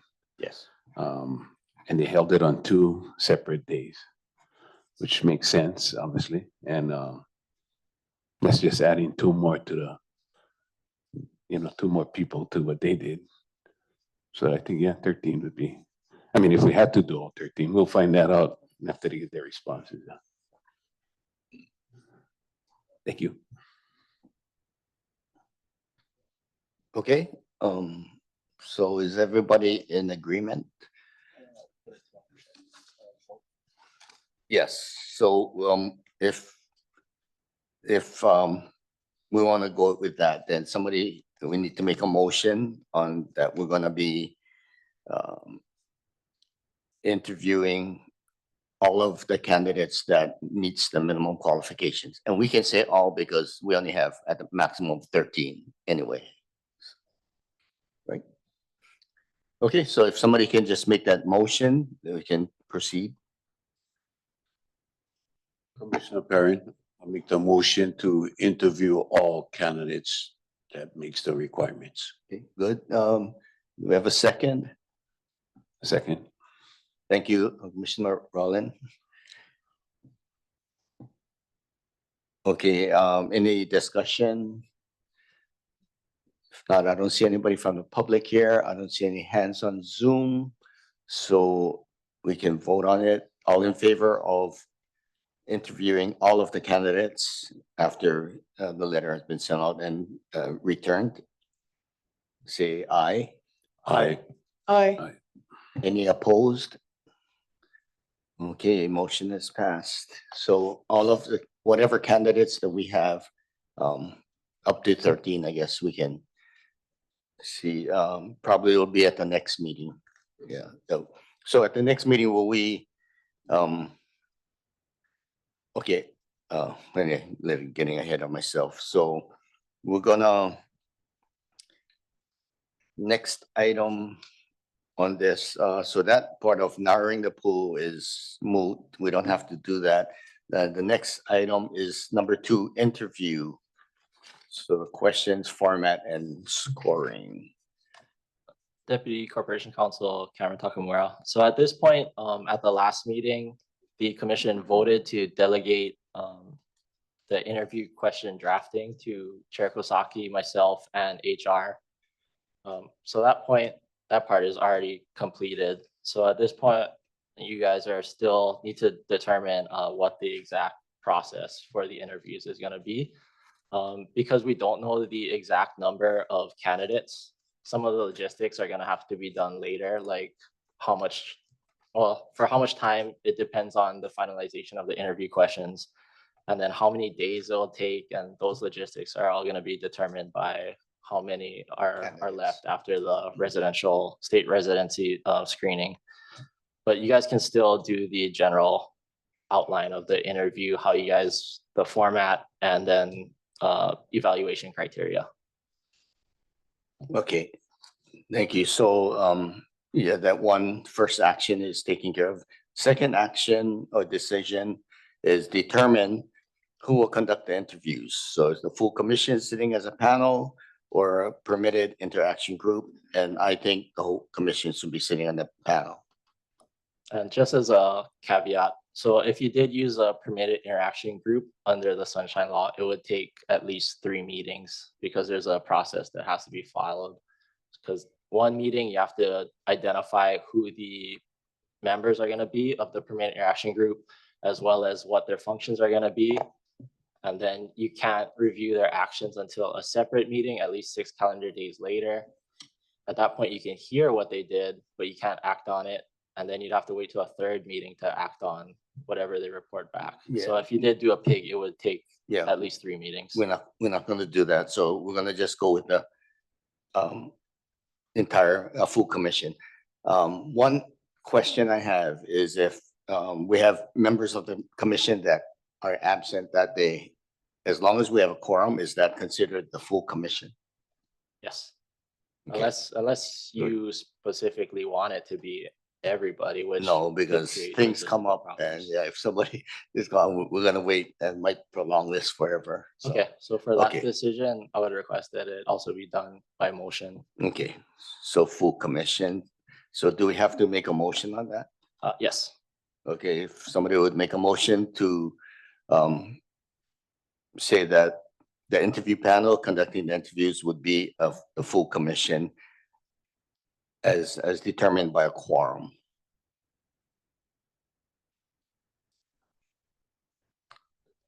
Commissioner Kushner, I'll make a motion that the full commission will conduct the interviews as long as we have quorum.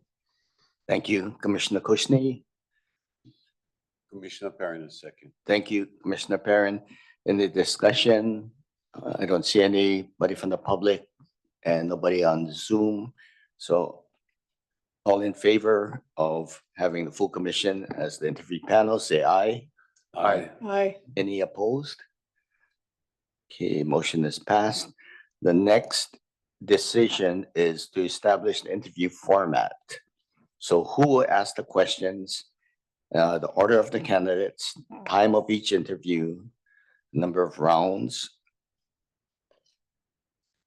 Okay, so these are just examples of stuff. Exactly, Yeah. yeah. So Okay. format would be whether or not you want it to be straight an oral interview. Do you guys want to have a written component? Okay, Or how would you guys like to structure the interviews? so this is only my opinion and I'm putting it out to the commission is I think we have one person ask the questions as the facilitator and the whole commission scoring. The facilitator can also be a scoring member of the panel.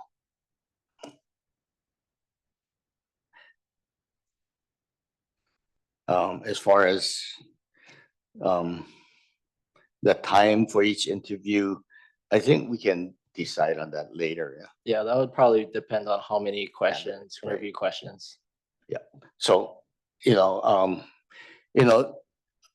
it's, I leave it up to the commission how they want to do it. I mean, you can have, you know, I don't know, from an HR point of view, is it?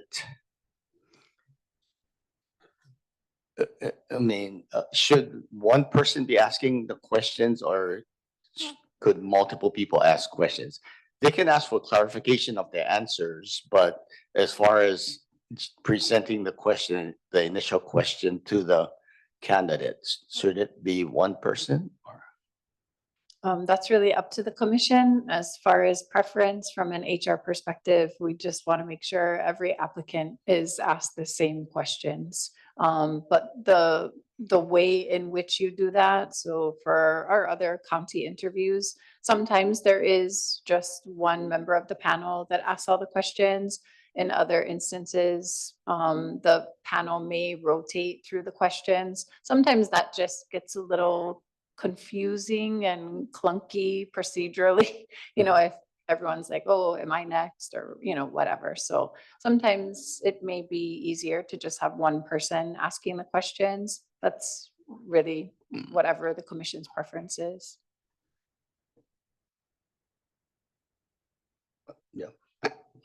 Discussion? I think just one person, so we no more confusion, and then the commission can make the selection as we go on. That's just my opinion. Anybody else? Commissioner Any co- Ignacio, I agree. One person and we can all score, Everybody including the scores. person asking the question. Okay. Anybody else? Okay, so we can, the format we'll be using is we'll have one person as the facilitator that'll be asking the questions. And the whole commission would be the scoring panel, including the facilitator.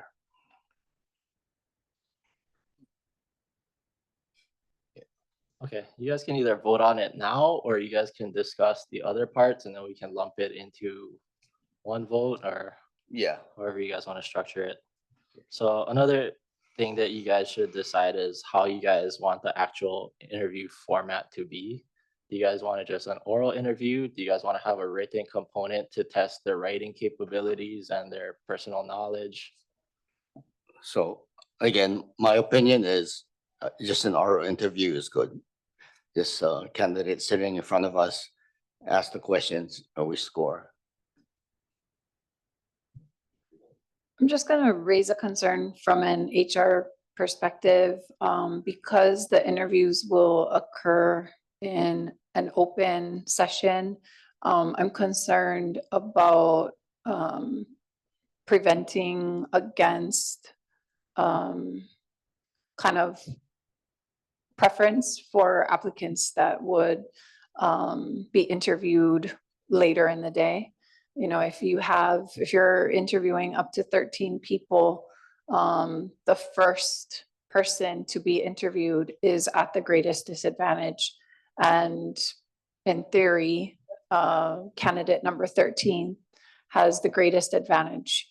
And there's no clear way to tell that the candidate's answer to the interview questions is their own answer, because they will have potentially had the opportunity to hear the responses to all of the interview questions provided by every other applicant. So So- that's one of the challenges of conducting an interview So- in an open session. So what you're saying is that when the interviewer, during the interview, people can be sitting in the room with them? Hi, I provided you guys a legal opinion a couple meetings ago that discussed that, but if you guys want to go into executive session, I can Yeah. rebrief you guys on the legal restrictions on executive hiring under Sunshine Law. Okay, yes, I believe we have to go into executive session on that, but.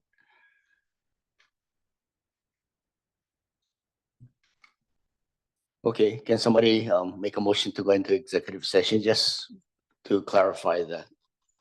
Okay, so the statutory site that you would make is to HRS 92-4 and 92-5A4 to consult with me, your attorney, regarding the board's powers and duties, privileges, and immunities. It's already written on as item Roman numeral 7A. So if someone wants to make a motion, basically just reciting that, that would be sufficient. Okay, would somebody make a motion? I'd like to make a motion. Thank you, Commissioner Wolf. Thank you, Cameron. Can I have a second? Second. Thank you, Commissioner Hanano. Here we can, any discussion? If any public testimony, if not, we can go in, all in favor of going into executive session, say aye. Aye. Hi. Any opposed? Okay, we're in executive session. Thank you. Chair, I'll just make a quick comment for everyone who is monitoring this online. We will pause the Zoom. So just monitor that, and then when we come back online, you'll know, because you'll be monitoring it. And then when we come back, it'll say like host has joined, and then it'll start up again. So just want to make that known, just hang on out there. Once we come back into open session, you will be notified, because if you're monitoring it, it'll just reappear. Mahalo so much. See you when we come back to open session.